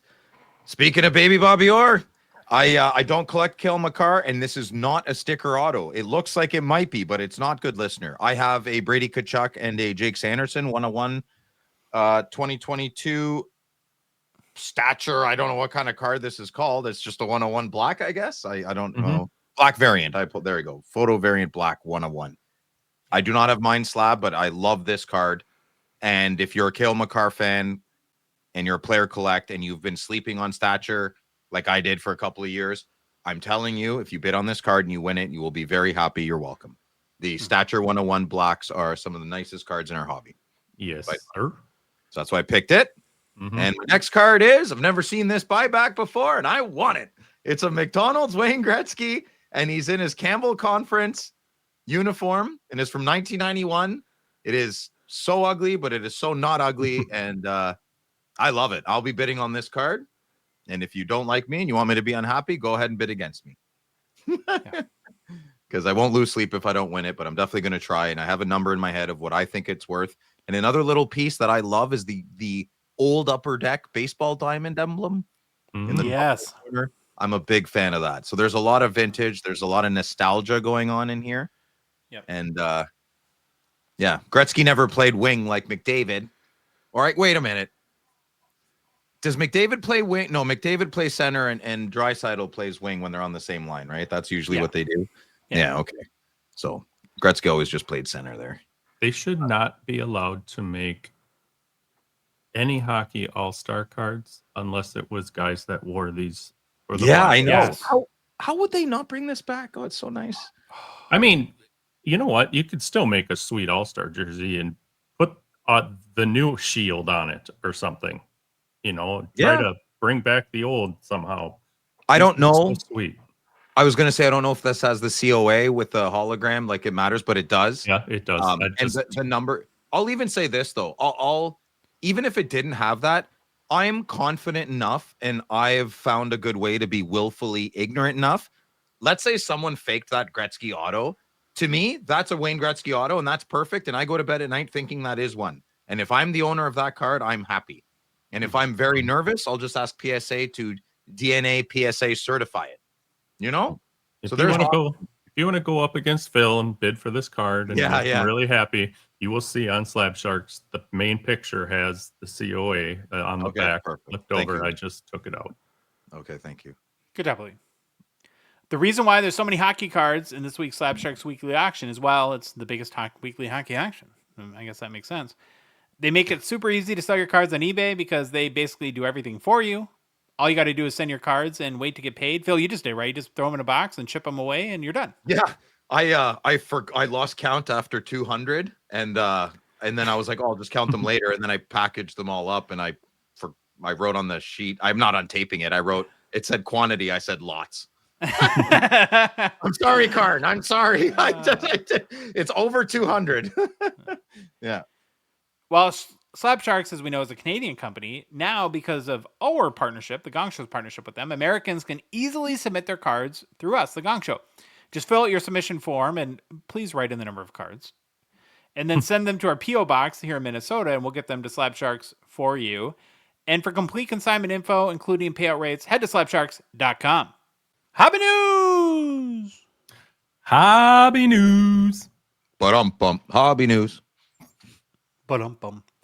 We have a couple of quick hitting, but I think good hobby stories, so we'll rifle through them. Saw this story on Yahoo Finance that was kind of mind-blowing. So according to eBay's CEO, a guy named Jamie Iannone, I guess his name, collectibles now represent $10 billion in annual revenue for eBay. It's a massive operation for the company, and of course, a huge source of revenue. So here's a quote from their CEO. He says the average household has $3,000 to $4,000 worth of stuff that could be sold on eBay. Less than 20% of that is online. So, they kind of, in the marketing world, you'd call it like TAM, total available market. And so that's probably part of their analysis there. What's fueling this is sports cards, Pokemon, classic cars, which is actually, I think, a growing category on eBay, watches, jewelry, and antiques. Overall, the firm Grandview Research, this was included in the Yahoo Finance article, is projecting a huge increase in the global collectibles market over the next 5 years. So according to them, in 2023, the collectibles market was valued at just over $294 billion and is expected to grow to $422 billion in the next 5 years or so by 2030. So, Phil, there might just be hope for your Shane Pinto Young Guns collection. You read my mind, eh? I was like, well, things are looking so they're good. Phil's doing the Pinto calculations as we're talking. 100%. Carry the 4 divided by 7. Yeah. I guess we as human beings like to collect stuff, huh? I think, we're dudes, man. Dudes like to collect things. In general, of course there are outliers, but in general, guys like to collect things. Okay. The next story. Now we are going to tackle this as Hobby Switzerland. My, oh yeah, No signs, no opinions, just some facts. yeah. And honestly, I've said this before. I don't know enough about the Canada hockey trial or whatever it's called, the Hockey Canada trial, to give much of an educated opinion anyways. Well, it's over now. It's over. Yeah. So So all that being said, the 5 players that were acquitted on sexual assault charges in the Hockey Canada trial will be eligible to return to the NHL later this year, the league announced last Thursday. Michael McLeod, Carter Hart, Dylan Dubé, Cal Foote, and Alex Formenton can sign contracts as soon as October 15th and then can begin conditioning with the team on November 15th and appear in NHL games starting on December 1st. The league made some statements, and they said the allegations made in this case, even if not determined to have been criminal, were very disturbing, and the behavior at issue was unacceptable. The league reiterated that on Thursday, saying in its statement that it's determined the conduct at issue falls woefully short of the standards and values that the league and its member clubs expect and demand. Each of the players, based on in-person meetings with league following the verdicts, expressed regret and remorse for his actions. Nevertheless, we believe their conduct requires formal league-imposed discipline. And given their conduct, we carefully evaluated the players' acquittal in court and the time spent away from the game, taking into account that the players have been away from the game for now 20 months, including since their acquittals last July. And we have determined that the players will be eligible to sign an NHL contract no sooner than October 15th, 2025, and eligible to play no sooner than December 1st, 2025, bringing their total time out of the league to nearly 2 years. Of course, the most hobby relevant of the 5 players we mentioned is Carter Hart. Now, there was initial speculation that he would have interest in his hometown, the Edmonton Oilers, who last time I checked, do we need a goalie? To help maybe get them over the hump. But it's funny. I mentioned Michael Russo, who's the national NHL writer for The Athletic and the Minnesota beat writer here. I've been listening to his podcast as I'm trying to get the scoop on our boy Dollar Bill Kirill. And he's brought up Carter Hart a few times and seems that is pretty insistent that he will not sign in Canada. Really? No. I'm assuming that in that they're saying a Western U.S. team, he'll likely sign on October 1st. Yeah, he'll get it's too much. It'll follow him around his whole career. All it takes is one person to just ruin. It kind of makes sense, I guess, from that perspective. It makes sense, of course. Yeah, there's a lot of people still upset, and there's a lot of people very happy. I think the best place is to be in the middle and move forward. And I think because of that, and that these players will always have polarizing viewpoints by people, that I would, and again, this is probably most relevant to Carter Hart, that to me, they're PC guys going forward. Like, if you like them, want to collect them, that's up to you, but I wouldn't expect their card value to have much of an overall hobby chase at this point, because I think either people will not be in favor of them or will be scared of the people that are not in favor of them to drive up their markets. Yep. Good point. Well said. Fair or unfair. That's just how it is. Yeah. This is a fair or unfair conversation, whichever way you see it. It's the facts, no opinions. Here's something kind of interesting. The Capitals are reverting to paper tickets for what is it? Maybe Ovi's curtain call? ?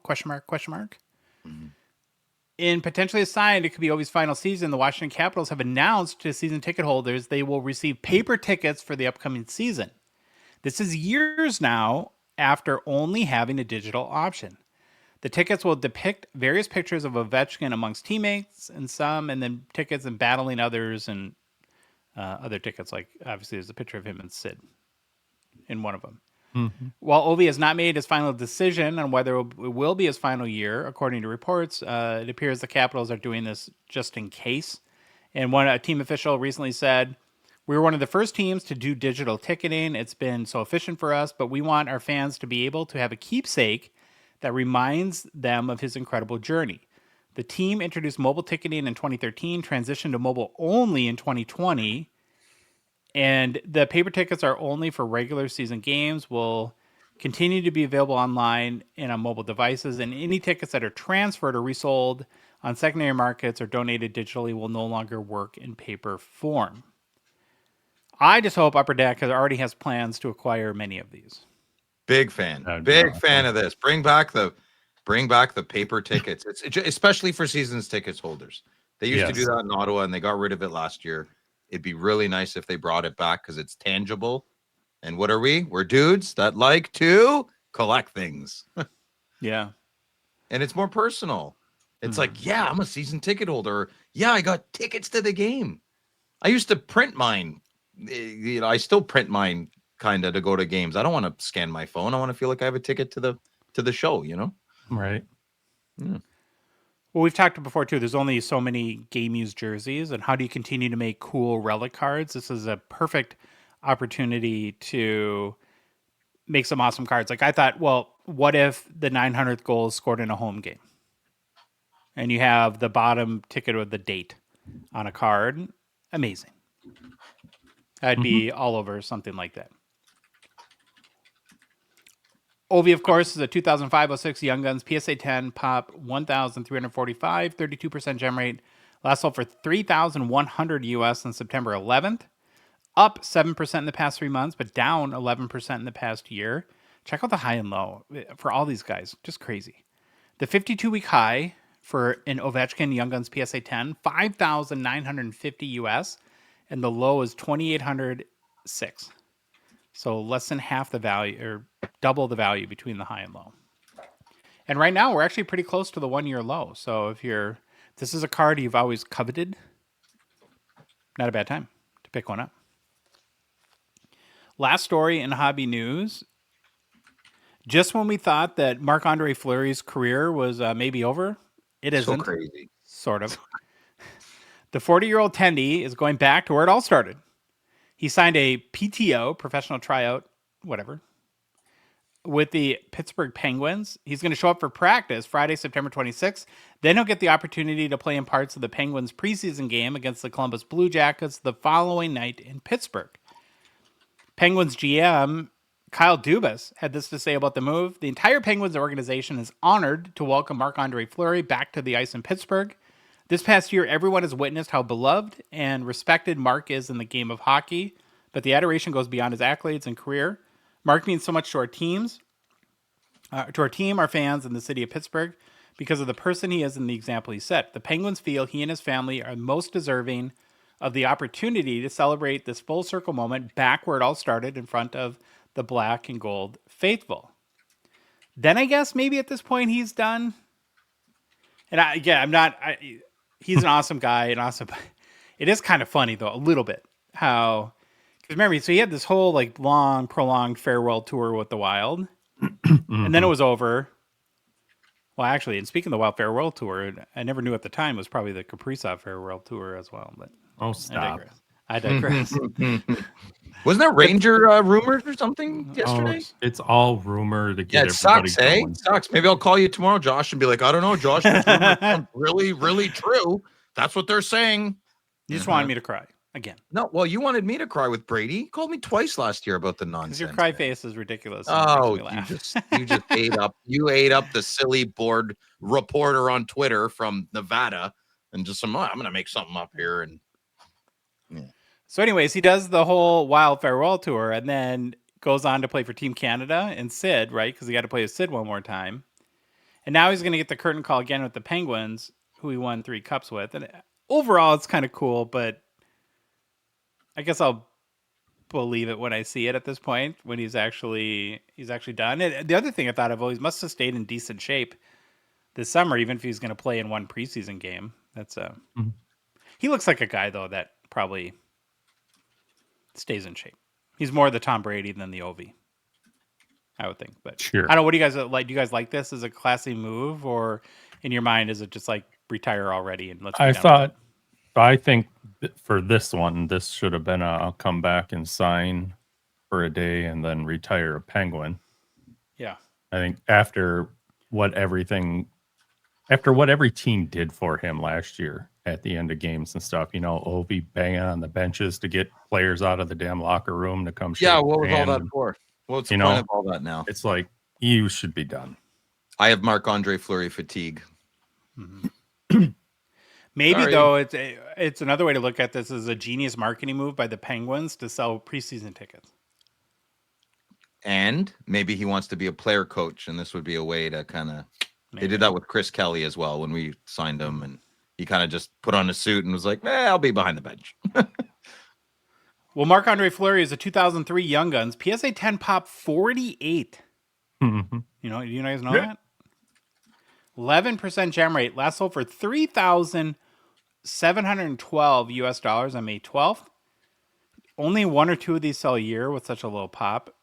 Prior to 2025, though, these were all under 2K. So really, this is a card that's jumped up a lot in the past year. Congrats again to Flower. It's a flower. New product release is brought to you by Gongshow friend and partner Mint Ink. Mint Ink is the premier hobby brand in Canada and, well, frankly, one of the premier brands in North America. Not sure if you heard on our last show, but Mint Ink is expanding to Ajax this winter, opening a new store there. It's a big move. We're excited for Johnny and team. And it's a huge week in the hobby with the Stature release. Mint Ink has you covered, either with all your Stature wants and desires, in their store or online at mintink.ca. You can still get your pre-orders in right now and have your Stature boxes shipped to you anywhere in Canada. Plus, they have anything and everything you need in store and online as well, from singles, grading services, consignment, Batman masks, right, Phil? Mm-hmm. I'm big on the Bruce Wayne. Yep. Mm-hmm. Johnny and crew are also ramping up their breaks after dark on Whatnot. He's doing IG streams. That guy is a grinder, man. Really appreciate that about him and respect that. They're everywhere. So follow them on Instagram. Check them out at mintink.ca and Whatnot. And wherever the hobby is, Mint Ink is there too. Finally. Here we go. 2 years. 2024-25 Stature comes out this Wednesday. It's back. So we're going to review the checklist today and the cards, and we're going to see if we like it. Mm-hmm. And if it's been worth the wait. That's the key question, Phil and Louis. Is it worth the 2-year wait for what we're going to get? The checklist is on hockeychecklist.com, of course, right now, so you can look at any and every card. We do not have 24 hours to do the show, so we will do the highlights, the hits, and we'll let you do the deep cuts on hockeychecklist.com.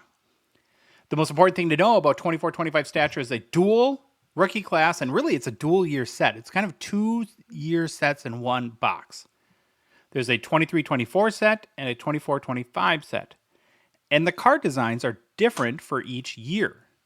So that's one of the things we'll cover today is how to tell a 23-24 card versus a 24-25 card.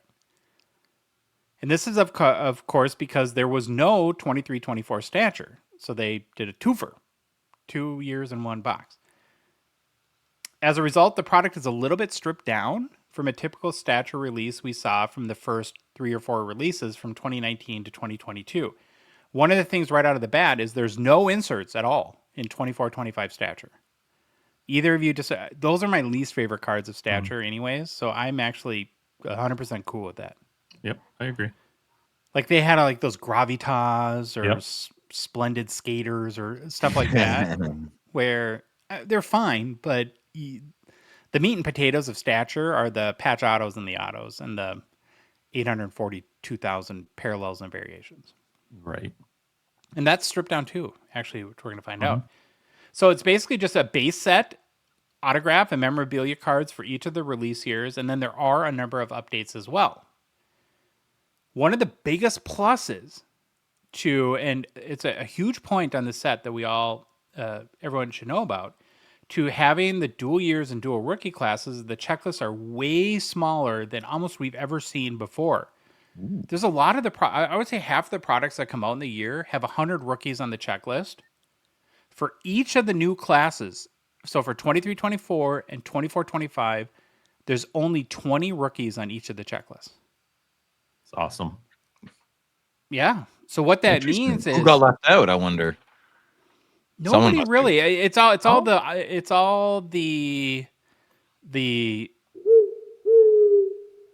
So you got Cooley, you got like Brock. Yeah, they're all there, man. Favors, Oh. What? There is one, and I'm a little butthurt by it. Be honest. I knew it. There's always one or two that's like didn't they miss Logan Cooley in a year in a set or something? I don't know. No Dusty Wolf. Ah, there it is. There you go. Sorry, Josh. Can you imagine the Dusty Wolf patch autos? Yeah, that's unfortunate. And that happens, of course, because if they did the checklist last month, Dusty Wolf would have been there, but they do these so many years in advance that he wasn't a thing. Which is, I'm not excusing them. They need to tighten up that process, I think, to account for things change in like 2 years. It'll be a nice stature 26, 27 with a nice Dustin Wolf update rookie. Nah, maybe. Right? We'll see it. Well, what do you mean maybe? Of course, that's what they should do, right? So again, when you only have 20 players on each of the rookie checklists, you are going to miss a couple.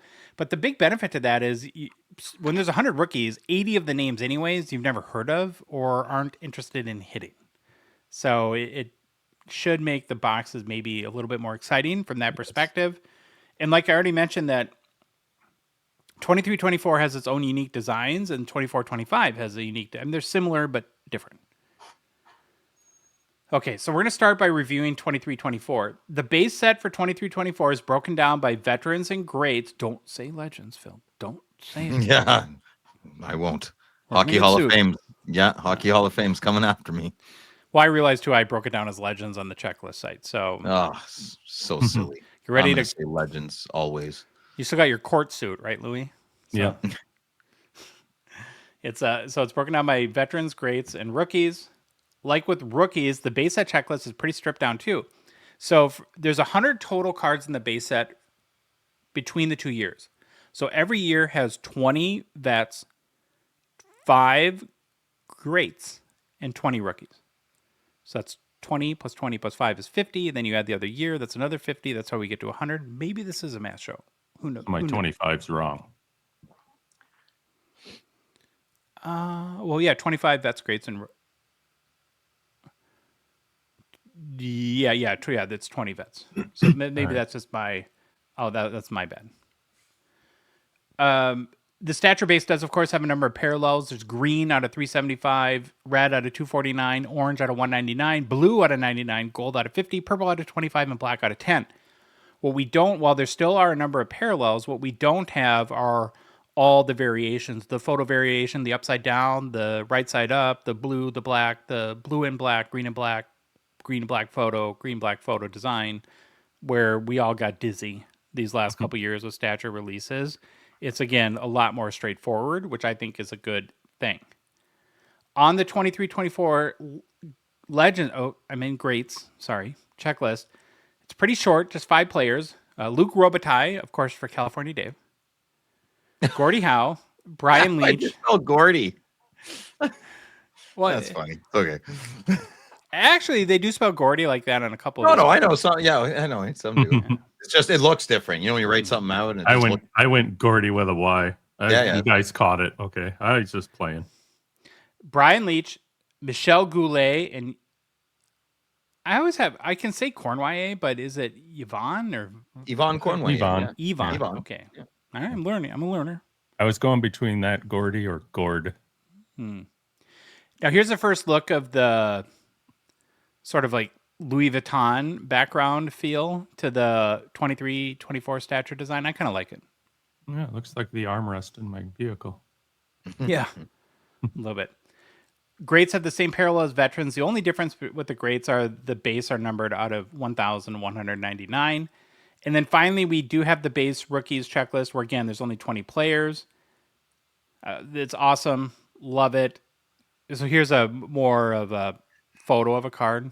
So again, now you see the stature rainbow foiling or chromium. It's a chromium card. That's the other thing maybe we should mention is that's one of the 3 chromium sets that Upper Deck produces. It's the highest end chromium set. So on the low end, you have Allure. The mid tier would be Platinum, which some of those cards are pretty high end. And then you have Stature. Those are the 3 chromium sets that Upper Deck makes. Again, most of the names you'd want, the biggest miss is Dusty Wolf, which is sad for Josh and other Calgary fans, I guess. But you do have Bedard, Fantilli, Cooley, Carlson, Luke Hughes, Brock Faber, Matthew Nyes, and all the other big ones. The base rookies do start at $999 and, again, have the same parallels as vets and greats.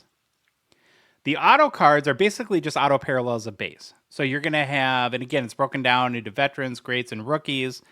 They have the same colors: the green, red, orange, blue, gold, purple, and black. The they're all numbered, of course, and you can find that in Hockey Checklist. Here's the interesting thing about the autos, and another key point that I think is a really good move to Stature, and I think proves that Upper Deck is listening. The black auto is the toughest to get. It's out of 3. They have really, really reduced the number of 101s in Stature.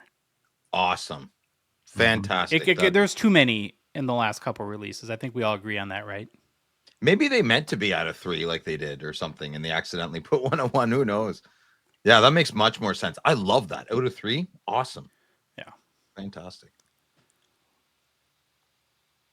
The last big set type in 23-24 Stature is memorabilia and memorabilia autos. And I think this is kind of the biggest draw to the product. The patch autos look amazing. Again, it's broken down by vets, greats, and rookies. And again, they're just parallels of the base, essentially. Not a lot of extra frills like we're noticing in this release. Just sticking to the hits. Oh, I lied. Here it is. Oh, yeah. Here's the Adam Fantilli out of 3. Wow, what a card, eh? That's a banger. Very nice. Here, though, getting back to the memorabilia and patch autos is where I think we might find what people will have the biggest complaint of the product. For a number of the key veterans, and these are very short, I think there's only like 14, and when we're still on 23-24, I think there's 14 current NHL veterans that have patch auto cards, but 4 of them are just patch, no auto. And those 4 are big names. It's McDavid, Crosby, Pasta, and Nathan McKinnon are only patches for 23-24. None of the parallels of the patches have autos either. So what do you guys think about that? Is that you think that'll probably breakers don't like that, I'm guessing. Yeah, I as a collector, I'm not the biggest fan, but I've loaded up on the Stature patch autos I like, so I'm gonna see how everybody else responds to this, and the hobby will show. I think it'll be okay. I think that's okay. Yeah, I don't mind patch card without an auto. It'll just go for less in the aftermarket. You know, I assume they'll be game used, which if they're not game used, I think that would be the disaster scenario. That would be a swing and a miss. I think that would be the swing. I wonder why they wouldn't auto them. Well, they've got to get the product out sometime, right? Can't just keep making delays. There's a couple reasons why they didn't, and then we'll get into that more when we talk about the 24-25 set. Okay. When it comes to memorabilia cards, though, the same parallels apply. We have a number that you can look at. So here's like the green, just to get a sense of, again, how awesome Stature is and how much we've missed it. You got that, Louis? Which one? I'm sorry. The green. Here. Yep. Yeah. Of course I got this one. So here's the Matthew Nyes RPA. Then there's an orange version as well out of 15. That's nice. So this is the non-autoed McDavid. But I think it's an awesome looking card. Yeah, it's as a Parkhurst Champions lover, a lot of the patch autos aren't autoed. There's patch cards without autos. They're awesome. Like I have Evgeny Malkin, no auto patch card. Beautiful. I love that card. The patch window kind of reminds me of the first year of Parker's Champions. Yeah, yeah. No, this is Parker's Champions is kind of like a poor man's Stature, maybe, you know? Then there's blue, gold, purple. Then there's a black, which is the 101. So there is 101s, but I'm glad that this is what 101 should be, right? It should be the best of the best cards in the set. So would you guys rather this card without the auto or with the auto? I'd rather it without. Without. Yeah. We wouldn't put this in Reloaded. And I mean, people might think we're crazy. But we wouldn't. It takes away everything from the card. And that I don't think a collector will win on that because the LCS and breakers want that. And they're the volume buyers. Yeah, I don't blame Upper Deck because the card. No, I don't know. I don't either. That glove memorabilia in this card is so nice. Like it hurts me to say I wouldn't want the card because I love that glove so much. And you can't take the sticker off. I tried. They're on there. They're on there real good. So overall thoughts on 23-24 before we briefly cover the 24-25. I'm more impressed than I thought I would be. And I think the good listener would be too. I'm What happy. about you, Louis? I'm Okay. happy. I like the next one better though. Yeah, so again, now 2425 it's got the exact same configuration, just different checklists and different designs. So you have vets, greats, rookies, and the most notable design difference is that there's a solid black heading at the top of the card. If you want to go to the next slide, and you don't have the kind of that same sort of like leather pattern on it. It's a little more intricate pattern on the side, but you get the most people will point to the dark sort of solid black header on the Yeah, that's more like the first or last year's or 2 years ago's. 22, 23. Here they Okay. are next. I did a side by side here. Oh, nice. Thank you for doing that. I like 2324, but I think they're both good. Like I like I them agree. equally. Oh man, I'm so happy. Okay, I thought here I was dropping little seeds of like, don't expect too much, and well, hey, good, under promise, over deliver. These are really nice cards. well, and maybe the credit and deservedly goes to Upper Deck is it sucked. It was 2 years, but let's just hope or maybe assume that they took their time and whatever issues they had, they got through them and didn't release a half-baked product. Oh, it's not over. We have to check print quality. These borders are very Sure. easy to see centering, right? Sure. Fair point. Sorry, but it's true. So for 24, 25 vets, the checklist is another, I was wrong, Louis, it's another 20 players on it, but it's mostly unique. There is a little bit of overlap though with McDavid and Crosby. And both now this is like from a checklist standpoint where we can compare 23, 24 to 24, 25 and then talk about the patch autos versus just patch cards. So Crosby and McDavid both have autos in both years' sets, but there's no patch autos for either of them in 24, 25. Where like in 24, 25, there's no Bedard patch autos, which makes that one makes sense to me because he has RPAs in the 23, 24 version. So he just has patch cards in 24, 25.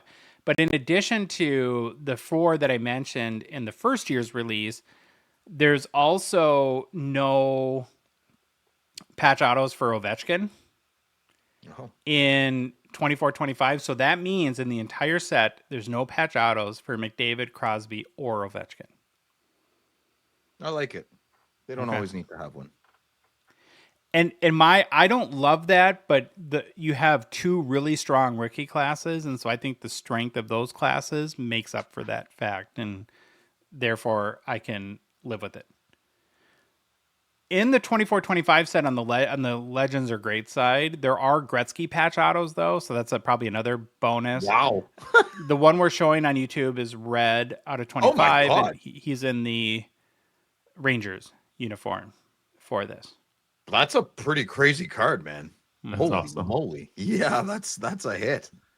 Why did they And pick again- a picture where he looks confused though? I don't know. Once again, I need to understand. That's what he was doing on the Rangers. He's like, what in the hell's going on out here? No, he liked being there. He was okay there. But like, yeah, okay. Go ahead, Madigan.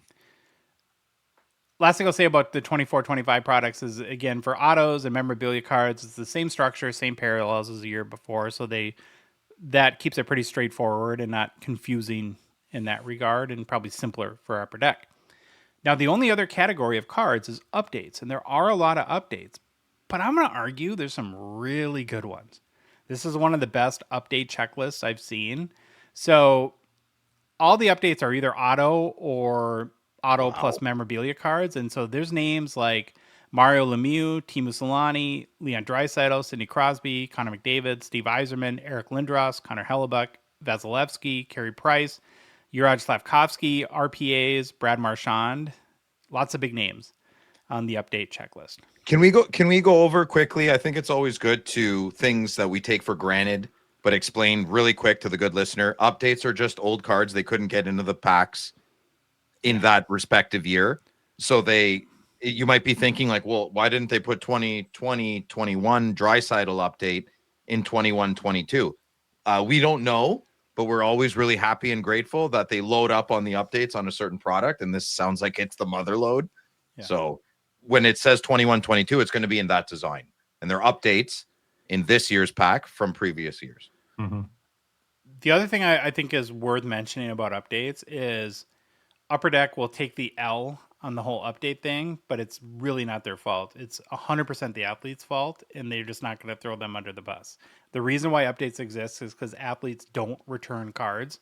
One of the best examples is the recent cup that came out a couple months ago where all the Pablo Bure fans were going crazy because there's tons of Bure autos and patch autos, and he basically returned like 10 years of cup cards. Yeah. That's not wild. Yeah, he just is like, oh crap, I found it in the shoebox. Should probably return these. Yeah, so that's that. I'm excited. I'm liking it so far. So here's what to expect if you do pick up a box of 24-25 stature. It's a 1-pack box with 5 cards in a pack. Didn't there used to be 6? Never bought one. Guy. You get 1 autograph card or 1 autograph memorabilia card. So there is an auto. There is a numbered non-auto memorabilia card or memorabilia parallel card, numbered to 375 down to 10. A numbered base set card, rookies to $9.99 again, or lower, legends $11.99 and lower, and 1 base set veterans card. You can pre-order still 24-25 stature right now at mintink.ca. It's $289 CAD. In the US, pre-orders are around $210, so it doesn't. And that's pretty much it did get hit. Crap! I don't know though. Isn't that pretty much the equivalent? I thought it was closer to the 220, 230 mark. Not. I mean, I'm just saying in general, Canadian. I could be wrong. I mean, if that's the price, that's the price. Whether it got hit or not, that's the price. 289 is 208 US. Yeah, it didn't get hit, Phil, because that's okay. In the US, it's 210. Oh, perfect. Okay, good. So no worries there. It is a pretty. I mean, definitely a higher end product though. With 5 cards, you're paying $50 US a card, or about $70 Canadian a card. Oh, don't break that down like that. I don't want to hear that. I don't want to hear the breakdown. No. Willfully ignorant. Okay, well let's finish this up by going back to that first question. From what we've seen so far, and Phil, you made a great point on QC. That was a to be determined. But from all the information we have right now, worth the wait? Well, what are we done? 24, 25? Aren't there more? Like, what about the parallels and the inserts and the? It's the same. Oh, okay, just the exact. Okay, same everything. Mm-hmm. Okay. So, what was your question again? Is it worth the wait? Yes. I think good things come to those who wait, and this QC aside, this sounds very exciting, and I'm motivated to go buy it on Wednesday and rip it on Friday, and I'm very excited to decide for myself. I'll pay $300 to decide. What about you, Baba Louie? So far, so good. I love it in the pictures. I still just want to see it, but I don't think I'm going to be disappointed. Plus, I have a soft spot for stature, so like if it's not perfect, it's got a zone that it can be. Yeah, that's good. I like it. It's got a zone, and I think we kind of were ready to be really disappointed, all 3 of us, because sometimes we know a few things here and there. And I think Upper Deck smashed this one out of the park for so far. Like it, when we did that preview thing way back, whenever I know I beat it up pretty bad. Yeah, that was. I think we all did. Sometimes they don't help themselves with that a little bit, but what I appreciated about this is that I feel like that there was a good strategy to this from like what's been presented so far, and how they approached it has made sense. So I wonder if it's a new hire or someone who got promoted who ran this type of program. If Upper Deck's listening, I think that person did a great job so far, and we'll ultimately know sooner than later. But it had so much more potential to be kind of released like a bit of a disaster, and not. I don't even smell anything. I think it's Matthew Bleiberg's product, and he did a good job. Oh my goodness! Congrats. Mm-hmm. So far. All right, Phil, you're up. Yes. He is. Mailbag time. Yeah. Mailbag. Can I get the notes? Okay, let's put over here. Okay, here we go. Loaded Gongshow Mailbag. First question, Instagram from Hanif. Has the Marcel Dion cards increased since the McDavid comparison? Josh, I think Louis and I will let you take this. Hanif, thank you for the question. I really don't think so. I would never. I would be too afraid to look because I said this before. That whole notion terrifies me. But if I do think of like potential outcomes, if this whole funny thing did make a couple more people even appreciate Marcel Dion cards a little bit more, that's a big win in my book. Excellent answer. Louis and I agree. Next question, Discord. Vegas Collector. As we quickly approach 2 years since the debut of the Bedard Series 1 Easter egg, do you think Bedard Mania was a positive or negative for the hobby overall? I ask as someone who got back into cards because of Bedard, but I recognize some of the downsides like escalating costs. Louis, you got a good answer, I think, here. You want to take this? Okay. So I wrote, it kept 23-24 Series 1 relevant despite, no Young Gun in there for him. As for the Bedard Mania, the positive, Series 2 became a big moment for hockey cards. And then, tell me if I'm wrong here. I hope you read it and would stop me now, but... You're wrong. Am I? No, I don't know what you're going to say. How would I know if you're He's just wrong? being a turd. If I remember, NHL.com and even on NHL Network, don't they tease the Bedard Young Gun ahead of the release too? They were even talking about it. Yeah. I mean, it definitely got exposure for the hobby in more traditional media places where we don't typically get that level of exposure. The negative side, I said, unsustainable pricing, and then the FOMO. Bedard's Young Guns opened at around like $1,000 raw and dropped like a rock, and then, within days it was $400 or $500, and by this year, PSA 10s are what, 500 or less. That was a guess. I didn't really even go check, but I think they're 5 or less. That's funny. But a lot of new buyers learned about buying the hype the hard way. Always All right. will. Good answer, Louis. So do I think Bedard Mania was a positive or a negative for the hobby overall? I think it was a major, major positive for the hockey card chases and the fun and the culture and the vibe. And I think it was a major, major bummer and shot in the pills for the price gouge from Upper Deck, the distributors, and the hobby shops. So Just Series 2, though. What I'm happy about that's all I'm is talking that, about. Series 2. the boxes quickly normalized. I think one thing everyone, or a lot of people, I should say, were concerned about is would boxes forever go up and never come back down and be unaffordable? But basic economics probably takes over at that point. It took a while for them to go down because you waited for the bulk of, you had your instant grades, but you waited for most of the bulk of grading to come back. And then the box prices kind of ended up jogging with the price of the card. I'm not going to kind of let this off the hook. So Josh is right. The price of Series 2 when it came out was $399 for a flagship box. Yeah. Other boxes that came out after that part of Bedard Mania, Josh is right. They weren't crazy prices. And then we all say, oh, but then the prices came down. Correct. But they are still well above everything from before. Fair. A jumbo honey nut box of Cheerios that's $12.99 is smaller. And if it's on sale from $15.99, that doesn't make it a good deal. Is it less than last year? Sure. But as humans, oh boy, do we forgive and forget pretty darn quick. And Series 2 is not something I'm forgiving. I'm sorry. Can I stick on one thing here? And of course, yeah. I'm kicking myself because I forgot my most exciting thing to talk about Stature, and it is Bedard related, so it's a little bit relevant here. Okay. The thing I'm like from just like a hobby nerd standpoint that I'm most excited about for Stature, we're going to have, and again, it's the same configuration, so we're going to have a Bedard RPA out of 25 in the same box as a Macklin Celebrini RPA out of 25. Which one do you guys think sells for more? We'll find out. This will be crazy.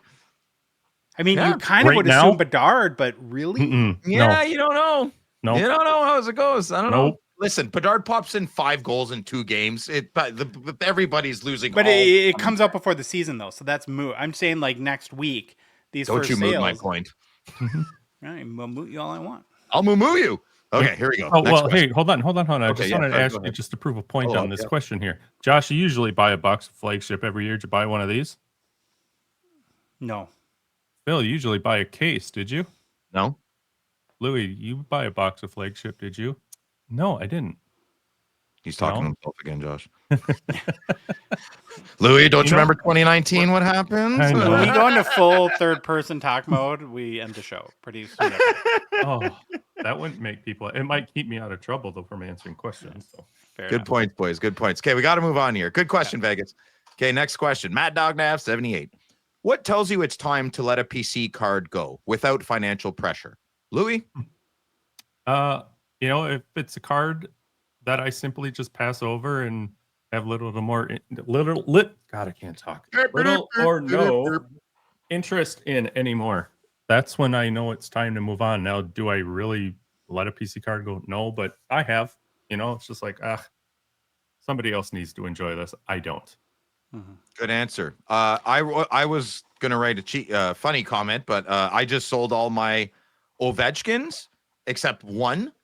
So what made me do that? I want the money from those cards to buy cards that I really want. I just kind of wanted those Ovechkin cards. I like collecting cards I really, really want. So It's okay Yeah. for your taste to change. yeah, I like there red pep- there could be a point, Phil, where you no longer were interested in Brady Kachuk cards, and that very well, would 100%. that wouldn't be like odd. I don't think you just No, change. like in 15 years, something could change on my end, in my environment, with Brady. Maybe he gets I don't know. Maybe he gets I can't say that. Maybe something happens that's silly on his end that upsets me. On the ice issue, and I sell his cards. Very, very possible. I'm not married to them, but I'm married to them, right? Mhm. Okay. Next question. Swifto Jr. Hey boys. I was wondering how many NHL games do you get to a year? NCAA, Canadian minor hockey. I'll go first. I get to about 5 or 6 NHL games a year. I used to go to more OHL games, but I didn't the last couple of years. I don't know why. Can't really explain why. Maybe I'm getting older and I like to stay home. The show. Oh, Yeah. the podcast. Yeah, that Yes. would be a big one. The shows. I really enjoy video stuff more, and I'm trying to watch a lot more NHL hockey to educate myself much more. And I like it. I'm going that way much harder. Yeah, that's about it. By about 10 games a year. And Hasselhoff and I go to 2 to 3 Belleville Senator games. Belleville's about 2.5 hours away from Canada. And we love doing that. It's very cost effective. Hockey game tickets and hotel for 2 days cost us less than $500, and that's pretty cheap these days to go do. So we have fun doing that. So Louis, how many? Oh, maybe 2 or 3 between NHL and NCAA. Okay. It's fun. It's expensive. It's time consuming. But that's the goal. At least How far 2. is the barn from your house? 20 minutes. Oh, that's Yes. sweet. Yeah. Nice. So I don't know. We'll see how many people show up, but I'm starting a little watch party thing here now. So Yeah, Josh, excited you for gonna that. go? Are you gonna go, Josh? Oh, of course. Better bring a salad or a bottle of wine. for himself. Hey, you guys aren't salad guys, eh? Are you? Caesar. Yeah. Well, I used to have season. The show would never exist if it wasn't for me and Troy sharing season tickets. That's how we became. Our wives became friends when our kids were young and played together. We were gonna go on a vacation to Las Vegas as like our first friend thing, and then somebody threw out, well, what if we got Wild season tickets instead? And that's sort of the reality is, though, and there's no unawkward way to say this, is that what's probably cut into me going to hockey games the most is this show. Mm-hmm. The show it's not a show up and turn on the microphone, and we love it, but we put so much time into it that a lot of things in life, and we're trying to get better at podcast life balance. Yeah. Mm-hmm. Yeah, hence my eyes barely staying open right now. I'm doing my best. I'm rough shape right now. We'll do it again tomorrow. Yay! I'm actually at this point though, because my kids at the U, I like going to Gopher games. I probably am more likely to go than a Wild game at this point. They got to be really exciting, those NCAA Gopher games, though, right? They're great. It's the best. Yeah, best. like it's just I miss going to 67s games. Like I saw Marco Rossi play like 8 times. Like he was awesome.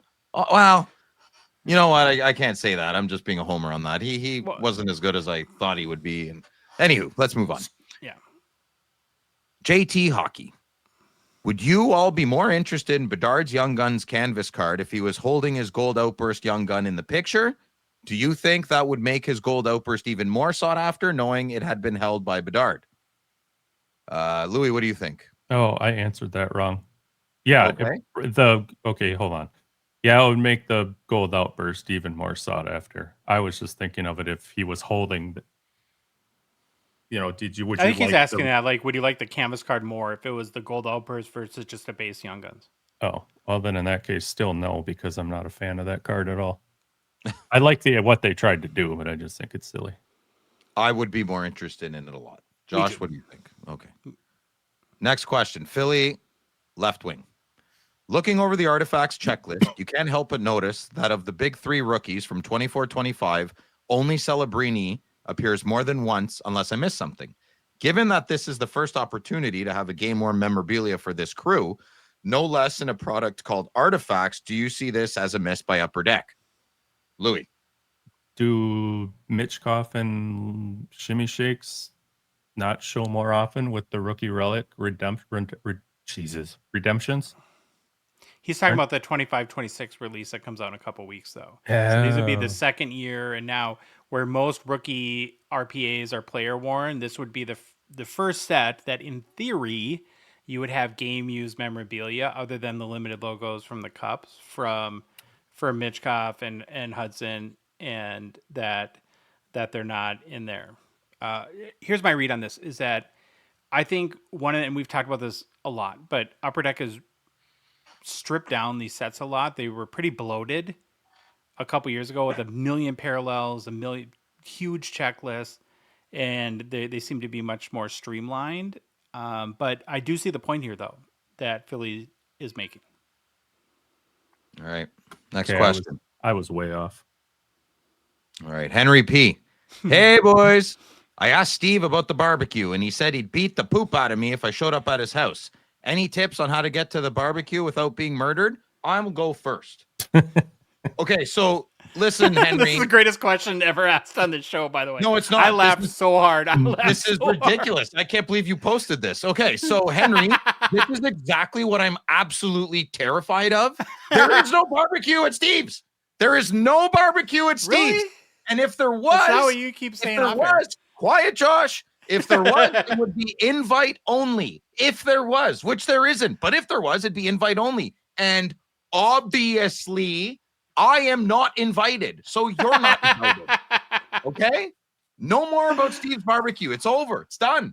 If there is a barbecue, you see a piece of meat stuck in my teeth, and you see me at the expo, and you say at the card show, at the Saskatoon card show, and you say, "Hey, Phil, were you at a barbecue?" I'm gonna hit you. I'm gonna hit you right in the nose. I'm gonna bonk you.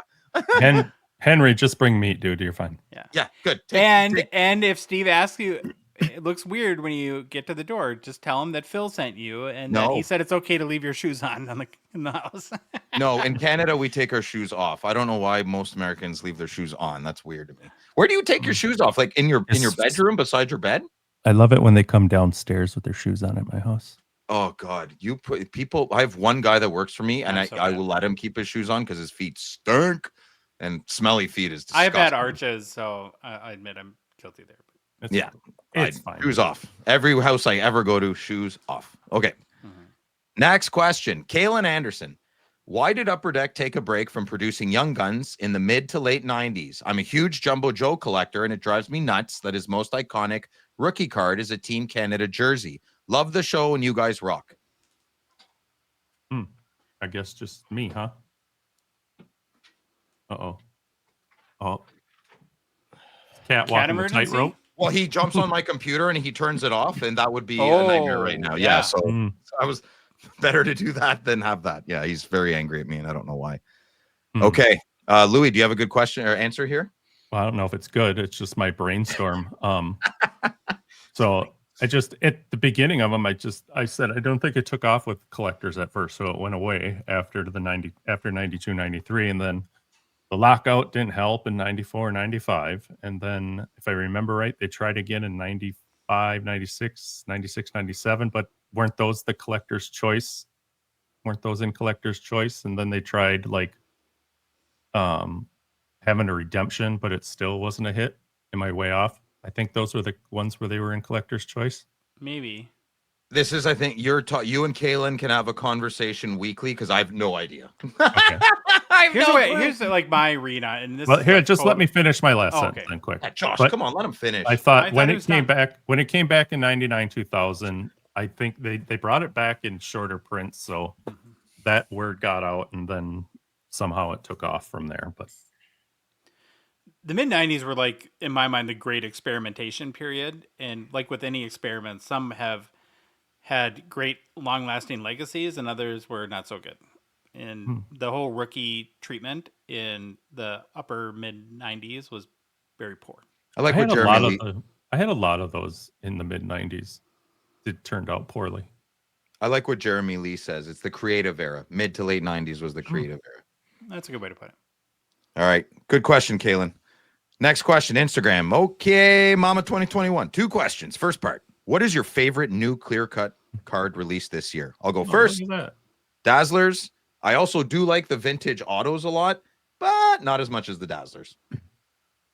Boys, We all said the same thing. that. We did. you like Dazzlers. the Dazzlers. Super. Okay, here we go. Hey, fellas. Have you ever gone crazy at a card show and spent every penny you have? I know someone that did. Well, I'm the most embarrassed. Oh, wait, no, Louis, that's worse. Okay, go ahead. What? Do Oh. you want to answer the question? I didn't read the I know someone that did part, but every penny I saved to spend at the show, absolutely. But oh my gosh, no. Spend every penny I had at a card That's not show. good I advice. should probably just never I come thought he home. meant at the card show. I didn't like every dollar to my persons. I think like Yeah. empty your bank account. at No, card show. no, We're adults here, sort of. that's silly. Come on. No, I have a kid to feed, man. What are you crazy? No. But I'll answer it how I thought you answered it. I've spent all my money at a show except $100, and I wrote not my proudest moment in life, but definitely my proudest moment in my hockey card hobby life.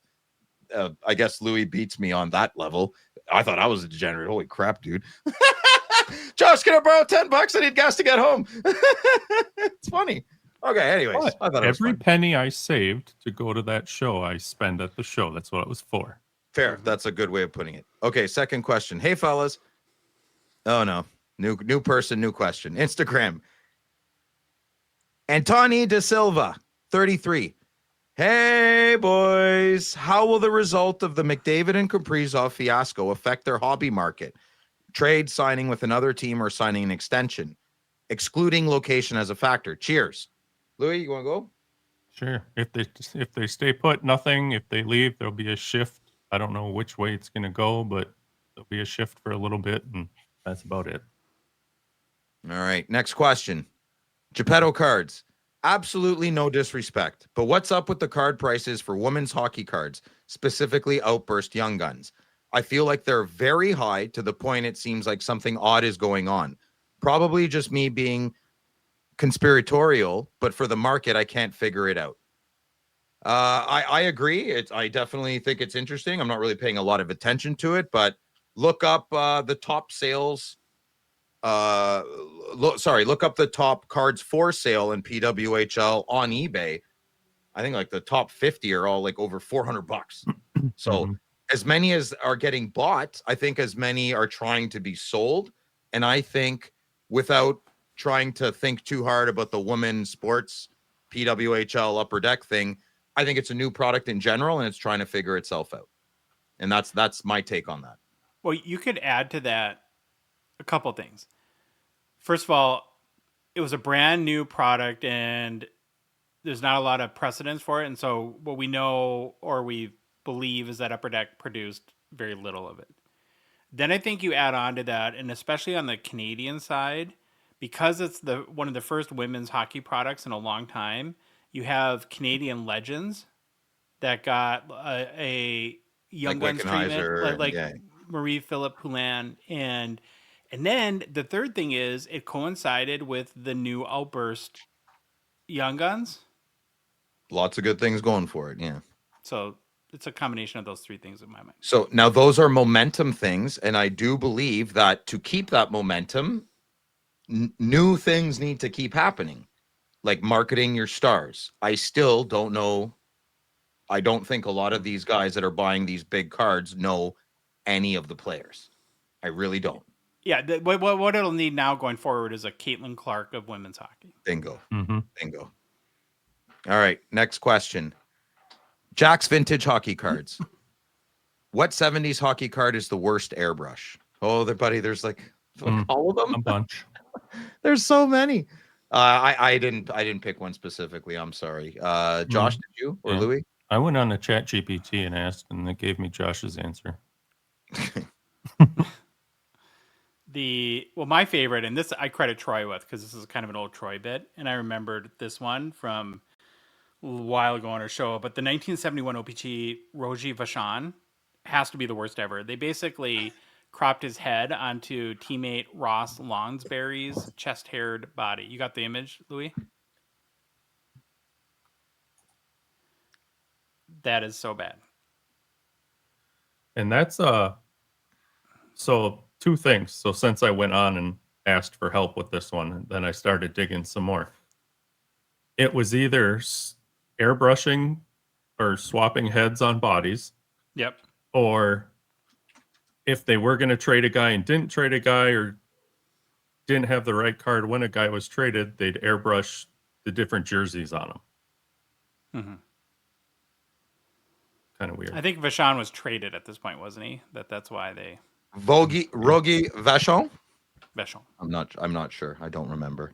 Okay. That's such a great card. I love it. All right.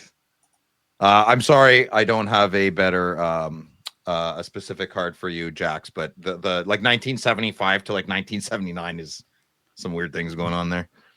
Okay, next question. French Canadian hockey cards. How can we help to accelerate the uploading pace of new checklists to hockeychecklist.com? You guys are doing a great job, but since it requires a lot of time and energy, I thought it would make sense to suggest a couple of extra arms. Postscript, thanks for putting up together. What? Thanks for putting up together twice a week. A great show. Oh, got it. 3 times a week if we count Phil. I appreciate it. Thanks, brother. Thank you. Thank you. I'll answer this. Upper Deck could recognize that we are a free commercial multiple times a week. I don't know, just throwing it out there. They could throw us a bone and give us the checklist a bit earlier in a different format, the same format. I really don't care if it's a typewriter. We're a free commercial. So, but I guess they know we're a free commercial. And if I was in business, I'd be like, well, I'm not paying money or doing anything for them. They're going to do it anyways. That's my answer. The real answer is because I've been asked multiple times to help, and I desperately want people to help. I want more checklists up there, but it comes down to we have to invest money into updating the site. To log into the site, the only way to do that today is to have the ability to literally delete everything. So we would need some sort of like user permissions controls system that, and as much as I would like to trust everyone, even somebody could be, I don't want somebody like to, a wiki, you mean? Like a hit the oops button and delete every checklist on the site. Yeah, but I thought, I've been asking Josh, like, I thought we could get like 3 to 5 like badge systems, and there could be, because there's people out there on PSA and TCDB, it's their thing. Like Neil's a crazy, like there's guys out there like Neil who would just sit there for 3 days and just make sure everything's perfect. Mm-hmm. Yeah, I know we talked about this. The thing preventing that, I'm just being honest. The thing preventing that with money, and then with Reloaded and the podcast and all the Slab Shark stuff we do and everything is you have to have the money to change the website, but then you also have to spend the 10 hours to write the requirements for the developers to do it. And yeah, it's just that has to bubble up on the priority list. Why don't we? Yeah, but it is on the list. I want to make sure people listening know that. I love our checklist site. Well, we didn't give that vibe. This is 100% part of the plan. We want to try and connect this whole ecosystem together, but we got to plant seeds and separate from each other for a while. We're trying to get through the backlog, but it's just so many new stuff seems to come out so quick now, and it takes so much time to do a checklist that we're getting there. I mean, you can get back to the whole Reloaded thing. Like if Reloaded worked out well, that could provide more resources to grow our team and make stuff like this go faster. Agreed. All right, next question. Dooney breaks. Oh, I like that. That's good. Hey boys. I made some hay there Friday or Saturday when I was golfing. Do you prefer to go digging through the bins at shows or showcase shopping? Louis? Bin for the win. Josh, anything? Josh doesn't I like buy both, cards. but I'm probably Loser. I look at showcases first, then bins second, if I'm being honest. Josh is tall, so he can see the showcases easier than Louis and I. So I showcase all day, all night. I'm a vain collector. I'm a snobby collector. I don't usually find. I don't want to get stuck. If I found like a monster box with like 500 Daniel Alfredson cards, I'll get a chair and I won't leave for like 10 hours. I don't want that to happen. I want to walk around and socialize. Next question. Instagram. Comav cards. Which players would be hobby superstars? Did I say that weird? Which players would be hobby superstars if they got out of a bad card market? Louis? This just got me into like the late 80s, 90s. I was thinking JR, Jeremy Roenick, Hasek, Hull, some of those guys. Yeah, good call. I went with, I basically tried to pick players. Anyone over like 1,500 points that doesn't have a hobby market is pretty crazy. Sure. So, of course, we say Marcel Dion all the time. I know Mike Bossy isn't over 1,500 points, but he probably would be, and he's up there points per game. He's 4th overall. And Ron Francis, Mark Recchi, these guys are nobodies, and they're legends. Curry, Shanahan. I mean, fantastic players. Well, I wouldn't put Shanahan in there. Is there a current player that you think? Because it's interesting how you guys took this versus how I didn't even, because I was thinking, I never even got to my answer. Like, is there a player like if Jack Eichel right now, but he had the neck thing, so that kind of killed his hobby buzz. That's still a great. Jack Eichel should be a hobby superstar. You know, but he's not. He's not. All right, next question. Sweet baby Jesus. oh boy. Okay, thanks, Res Dog CC. When I asked Grok what Upper Deck should have done when they made a spelling error across entire parallel set in EX 2000, this is the response I got. I know it's a long answer, but do you have any thoughts?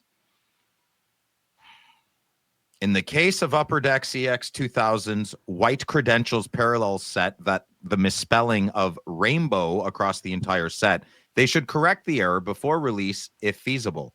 A misspelling, even if consistent across a parallel set, undermines the premium quality collectors expect from Upper Deck, especially in a high-end. I can't say this sentence. Undermines the premium quality collectors expect from Upper Deck, especially in a product like EX 2000. Correcting it preserves brand integrity and avoids devaluing the set, as collectors may see the error as a flaw rather than a collectible quirk. However, if the error is caught post-haste in post-production, releasing might be more practical due to costs and logistics, though it risks collector backlash. Unlike iconic errors, 1989 Fleer Billy Ripken, a misspelled word like rainbow is unlikely to add value and may instead harm the set's reputation. Upper Deck's decision hinges on the error's discovery timing and correction cost versus collector trust. So Hey, Phil, really quickly. What? Sorry, I got distracted. Can you read that That's again? Okay. No. So when we were kids, Res Dogs, I think you might be a bit older like us. I'm sorry if you're not. But when I was a kid, even in my 20s, it's an error card, bud. It's an error card. It's worth more. It's worth more. That's gone. I really think that's gone. And if an error card really fascinates you and a guy's asking a high price, but that's between you and the seller. On the open market, I really think a lot in the last 10 to 20 years, people keep trying to push error cards. It's not sticking, dude. It's not sticking.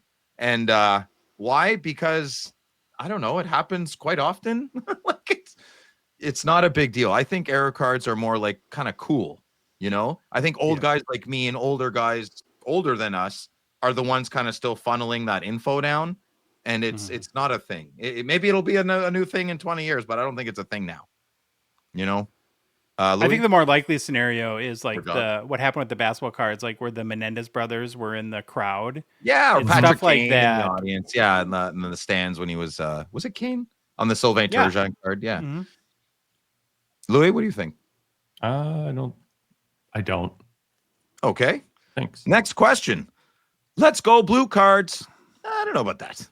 In your experience with Stature, what are the percentage chances you break even or better? I'm answering this first. I bought a box of SPX a week ago and was pleasantly surprised to get about the same value of cards as I paid for the box. Maybe I got lucky on that one. So I'm going to say very confidently, you got 100% lucky on that box. And Josh, well, maybe not Josh, but Louis and I have gotten lucky on some boxes once in a blue moon. Josh doesn't get lucky on boxes. Ever. So I really don't want this to come out wrong. I'm sure one or two people leave comments and yeah. I strongly suggest in the kindest, most respectful terms, dude. I really mean this. Why do you collect hockey cards? Okay. Maybe it sounds like you're more new. So if that was the first box you bought in like 10, 15 years, that was the worst thing that could have ever happened to you. It really was. If this question is your collecting thesis, if this is what you want, I'm not saying you let's go blue cards, anybody listening, you will go bankrupt. You will go bankrupt. Anybody listening, if you have a business model based on buying boxes of cards to make money, you will go bankrupt. You will not feed your children. It's not my opinion. I really think it's an objective fact, even though that means the same thing. Maybe that was a little harsh. I don't know, but I feel very strongly about this. Listen, congratulations, man. I'm very happy you broke even. Very happy. Some people even make multiple thousands of dollars when they get lucky, but those people are astronomical chances, you know? So, Yeah. Good answer. You guys agree? I do. Okay. I agree. Want to push back a little? Totally. Yeah. Okay, perfect. And dude, and if you're new to the hobby, welcome. I'm sorry to give you a little prickly bush there, but I think it's more important than if I was like, man, yeah, go out and buy 4 more boxes. You'll do great. That's a lie. That's a lie. Okay, let's go. The one goat 16. 2005 dual shield of Ovechkin and someone else just sold on eBay for $4 or $5 grand. What are your thoughts? Is it real? Joshua? It is a completed listing. It was not paid for. And which makes it's a Ovechkin Kovalev dual cup shield from 2005, the cup. If somebody, and it was a best offer accepted, if that was a quote unquote real sale, I don't know, but I couldn't hit the payment button fast enough. So the fact that it was like 6 days ago now, the fact that the listing was completed and never paid for makes me a little suspicious. What do you guys think? I agree with you, Madigan. But that would be woefully. That would be the greatest buy of all time. A rookie Ovechkin Cup Shield. Come on. I don't think we're implying anything, but definitely in general, maybe something odd and peculiar is going on that one. So I'm gonna just turn away from it. Yes. Next question. Instagram. All these cards. All of these cards. Why is O-Pee-Chee always regarded as better than Tops, even with higher pop counts? I'll go first. Because I like Tops. I like Tops more than O-Pee-Chee in certain categories, like refractors and designs. I also love O-Pee-Chee. I love O-Pee-Chee first and foremost because, yes, I'm Canadian, but I'm also a consumer, and I'm sorry, Tops did it better most of the time. Shots fired. I don't care. It's true. It is. It's just true. So since Upper Deck bought O-Pee-Chee, things have been different. But if you look at my Wayne Gretzky top loader binder, almost every Tops card is extremely better produced than all the O-Pee-Chees. Color, cardboard, everything. Louis, what do you think? Well, to answer the question was why O-Pee-Chee is always regarded. I think in Canada, probably because just more Canadian identity. And now I'm not going to disagree with Phil. I do like, if you want to get deep into some of this. Well, it's just opinion. I do agree with you. Like, I do like more like the Topps Chrome or Topps Bowman Chrome stuff. Those are amazing cards. But I still think, like, here in the States, even too, Topps, it's more of like a baseball brand. in people's Yeah, heads. it You is. I you know. say it tops is. and think baseball. Yeah, that's true. That's it. You want to hit that, Josh, or same as Louis? It's the Canada brand, and hockey is the Canada sport. Yeah, it's a pretty simple answer. I'm definitely on the minority on that one. Okay, Mostly. Hockey DT 198. Hockey Downtown 198, maybe. I don't know. How would you go about negotiating the value of a Connor Hellebuck card that hasn't been for sale for over a year? The card listed for 4 times more than the last sale. Just don't know if it's even worth the time trying with such a wide price difference. I understand he had a great season and is a great goalie, but does that mean the card is now worth 4 times from the start of last season till now? Seems like quite the markup. The Olympics are coming up, man. I think the guy's just trying to get his price. That's it. Louis, what do you think? Would depend on the card more than anything. Is it a low pop card? Something that's maybe out of 10. Is it a 1-on-1? Yeah. What I've tried to do, and this is going to be super vague, but try to find same, similar comps for the closest version of the card in the same set. Like another goalie or something. Yeah. Yeah, same parallel, same grade. I mean, I probably wouldn't use this. I mean, we're talking. Oh, you said 4K or 4 times. Yeah, 4X is crazy though. 4X more. That's okay. like, go ahead. Go ahead. I'd probably. It all depends. Like I said at first, it all depends on the card. But if it's not a high value card, well, I shouldn't say high value. Just take Young Guns for an example. You compare it to like whatever your card is. Look at a Young Guns. If a Young Guns isn't 4 times more, then I don't think that card's going to be 4 times more. But you got to find something similar. If it's an RPA and then you're looking at a Young Guns, well, that might be different, or something out of 1 or 10. Yeah, it's going to be different. But just try to find something close to it. And if that one didn't 4X, that other one probably shouldn't have.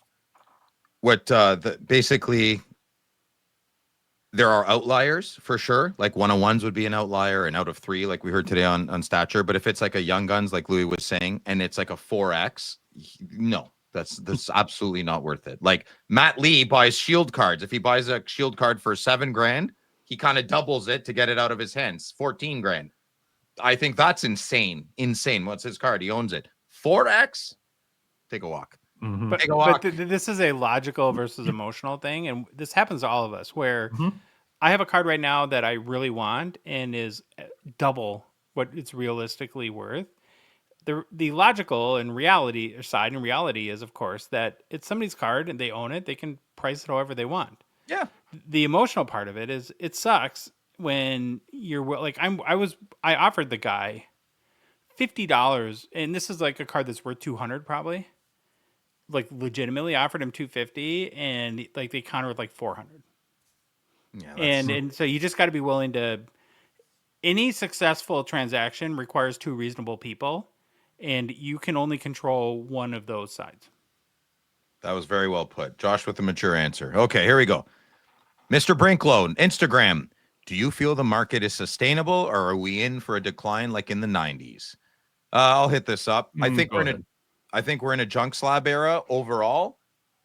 To your question, Chris, yes, I do think if I had to lean one way or the other, I do think we are in a bit of a market that might not be sustainable. I think the sets and inserts are watered down, and within 10 years, maybe probably even less, it'll probably come to a head there in the house of cards, pun intended. Might stumble, not fall down, but stumble and readjust. So that's why we preach guidance of be careful what rookies you're buying, be careful when you're buying them, if it's really close to release, what autos. Like, look, we just talked about Wayne Gretzky sticker autos and Wayne Gretzky hard card autos, the difference of multiple tens of thousands, so like your clear cut high gloss Connor Bedard auto, like a high gloss only out of 10 clear cut that someone bought for like $15,000, that's not worth the cachet of like a future watch and scribe in 20 years. Unless something drastically changes, probably not. So I do think there's a lot of fluff, I guess. Can I provide a counterpoint to that, though? And I don't disagree with anything you said. You have my point. You like my point. I do like it, but okay, go ahead. Yeah. What I think is different now between the 90s is in the 90s when the hobby collapsed, it was still underground. this is going very mainstream, and there are Yeah. massive corporations making astounding amounts of money at this point, and it's becoming actually part of the fabric of the culture, which is crazy to even think about. When you have eBay having collectibles being a $10 billion a year business, there's a momentum, and companies don't lose $10 billion revenue streams without a fight, right? And so I think in some way, in a lot of ways, there's still sort of more maturing and more fundamental business principles that are going to be introduced to the hobby that will impact stuff that will. But yeah, I mean, I took it as a card question though, like the cards being produced, not a marketing fanatics how big their booth is at Expo. But he's saying though, is there going to be a hobby collapse?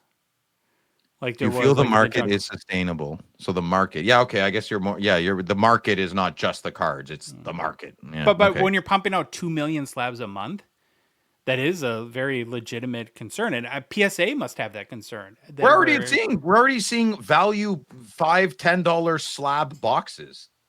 Sure. You know, and then the casual fans like, well, that's ridiculous. That costs more to grade it. Yeah, what does that tell you, dude? What does that tell you? The writing is on the wall on that. Remember the last Expo, $10 slabs. Well, it cost 30 to grade. Yeah, that's swing and a miss. But again, though, I think you go back to the '90s where the manufacturers produced, like they increased the production, the total amount of cards being produced by exponentially. But I don't know if the hobby grew much. The question now, and I don't know the answer to this, is how much is the hobby growing as far as new collectors, and is that keeping pace with all the new stuff coming out? And I will find that out by where the market goes, right? Much better measured response from Josh, but I hope that helped. What do you think, Louis? We'll just leave it at Josh. Okay, good. Right on. All right, back to you, Madigan. I'm done. Good job, Phil. Woo! Thanks, buddy.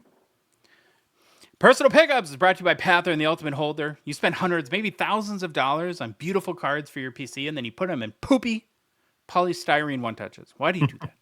Does that make sense, Louis? Stop it. Stop it.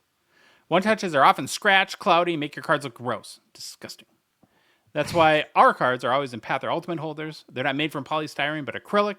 Acrylic is stronger, clearer, scratch-resistant. Plus, Pather adds UV protection to their holders to help keep those autos from fading. And don't take Phil's word for it. Pick up some, see for yourself at shoppather.com or shoppather.ca. Mm-hmm. Anything to share, Philip, in show and tell? No, I broke 100 on Saturday. But I can't show you that. So 100 chocolate chip cookies? no, my golf score. No. I'd like to say low 90s, but I'd be lying. Louis, you got a big one today. Holy moly, dude. I do. Kind of a touchy-feely, emotional kind of thing. Phil, touch yourself. Yeah. No. A card I wanted was going after, but it was not the right time, and I just couldn't do it. This is about a month ago, 2 months ago, maybe. So I shot the message off that, hey, you need to just put this card up for sale and get rid of it because, I can't do it right now. It's just not going to work out. You can't buy the card? Is that what you mean? Just couldn't buy the card. So a month and a half goes by, and then I open my mailbox up, and there's a package in there, and I come downstairs and bust her open because I can't wait like Phil. This is inside it, and I was completely beside myself holding it. If you've ever watched California Dave open the cup or something, he's shaking. Shaky. I had the California Dave shakes with it. That means a lot to me. It's a great card. I appreciate it. For you not looking and listening, it's an 0708 The Cup, Marty Brodeur, auto patch, scripted swatches out of 25. Beautiful And for card. anyone that, it's amazing. I want to add a little context because and I've told you this, but my mind's been blown. For anyone that needs to understand a little bit, maybe the backstory, nobody has had worse car luck in the last 3 months than the one Baba Louie. Of all your cars, they break down every day. It's like one of your cars is basically brand new at this point. You've literally replaced every part in it in the past 3 months. Yeah. making sure. Yeah, it sucks. And some of it you can't control. Well, you can't control any of it, but getting the daughter's car ready for college, and then I find something else wrong and got to fix that. Then something else goes on the other one. And it's just like, They say bad things happen in threes with cars in you. Bad things happen in 30s. So we'll just leave it at that. great. I have one pickup. Not as cool as Louise, but I like it. It's a 2014-15 O-Pee-Chee Platinum Alexander Ovechkin. I'm not sick of him, even though Phil is. It's a red prism. Come on. 135. You just said you're sick of him. I said I said fatigue. I have Ovechkin fatigue. Listen, I'm emotional right now. You're taking advantage of my vulnerability. Let's wrap this up. It's a red prism out of 135, PSA 10, Pop is 7. I've been on like a first year platinum kick, and I like this card. So I bought Who is it? Why are you Everybody that wants emotional anyways? Just breaking 100 in your golf game ain't that big of a deal. I said vulnerable. Did I say emotional? Did you break up with the girl? Oh, God, man, I'm stretched thin. Just go. Talk about your card, man. Nothing about you right now is thin. Stop. If you like the Oh, that's episode, fair. My patience is. that's why you have friends, to bring you back to reality, dude. Mhm. Good job. We love you. Bunch of jerks. If you like the episode, please leave a rating, review on Apple, Spotify, whatever podcast app you listen to us on. If you love the show, you want to support us, you want to chat with us on the Hockey Cards Gongshow Discord server, please consider a $5 a month donation US. Join our $9.99 support level tier on Patreon. Link is in the show description, our Instagram, TikTok profile, and our website, hockeycardsgongshow.com. And on the Patreon website, it's patreon.com. You just search for Hockey Cards Gong Show. If you're not following us on social media, well, that's sad. Did you just get a switchblade mustache cleaner? You make fun of me for not Do remembering. you watch your show? You've mentioned this 10 times. No. I didn't Sneaking know into this. my medicine cabinet. Are we mad again? Ooh. Get your own. We're on Instagram, Facebook, TikTok, Twitter, and YouTube. And boys, the Hockey Cards Gong Show podcast is a production of Dollarback Switchers LLC. Thank you guys. I had fun today. Baba Louie, take us out. Bye. Yo, it's the Gong Show. We're dropping the facts. Hockey cards on fire. No holding us back. Josh looking sharp, the face of the scene. Feeling pork chop pants, rocking it clean. Baba Louie in the booth, he's the man with the plan. The best producer in all the land. Gong Show Nation, let's hit the flow. It's the Hockey Cards Gong Show. Let's go, let's go. Wanna say them in the show. Is it weird that I've developed emotional feelings for my cat?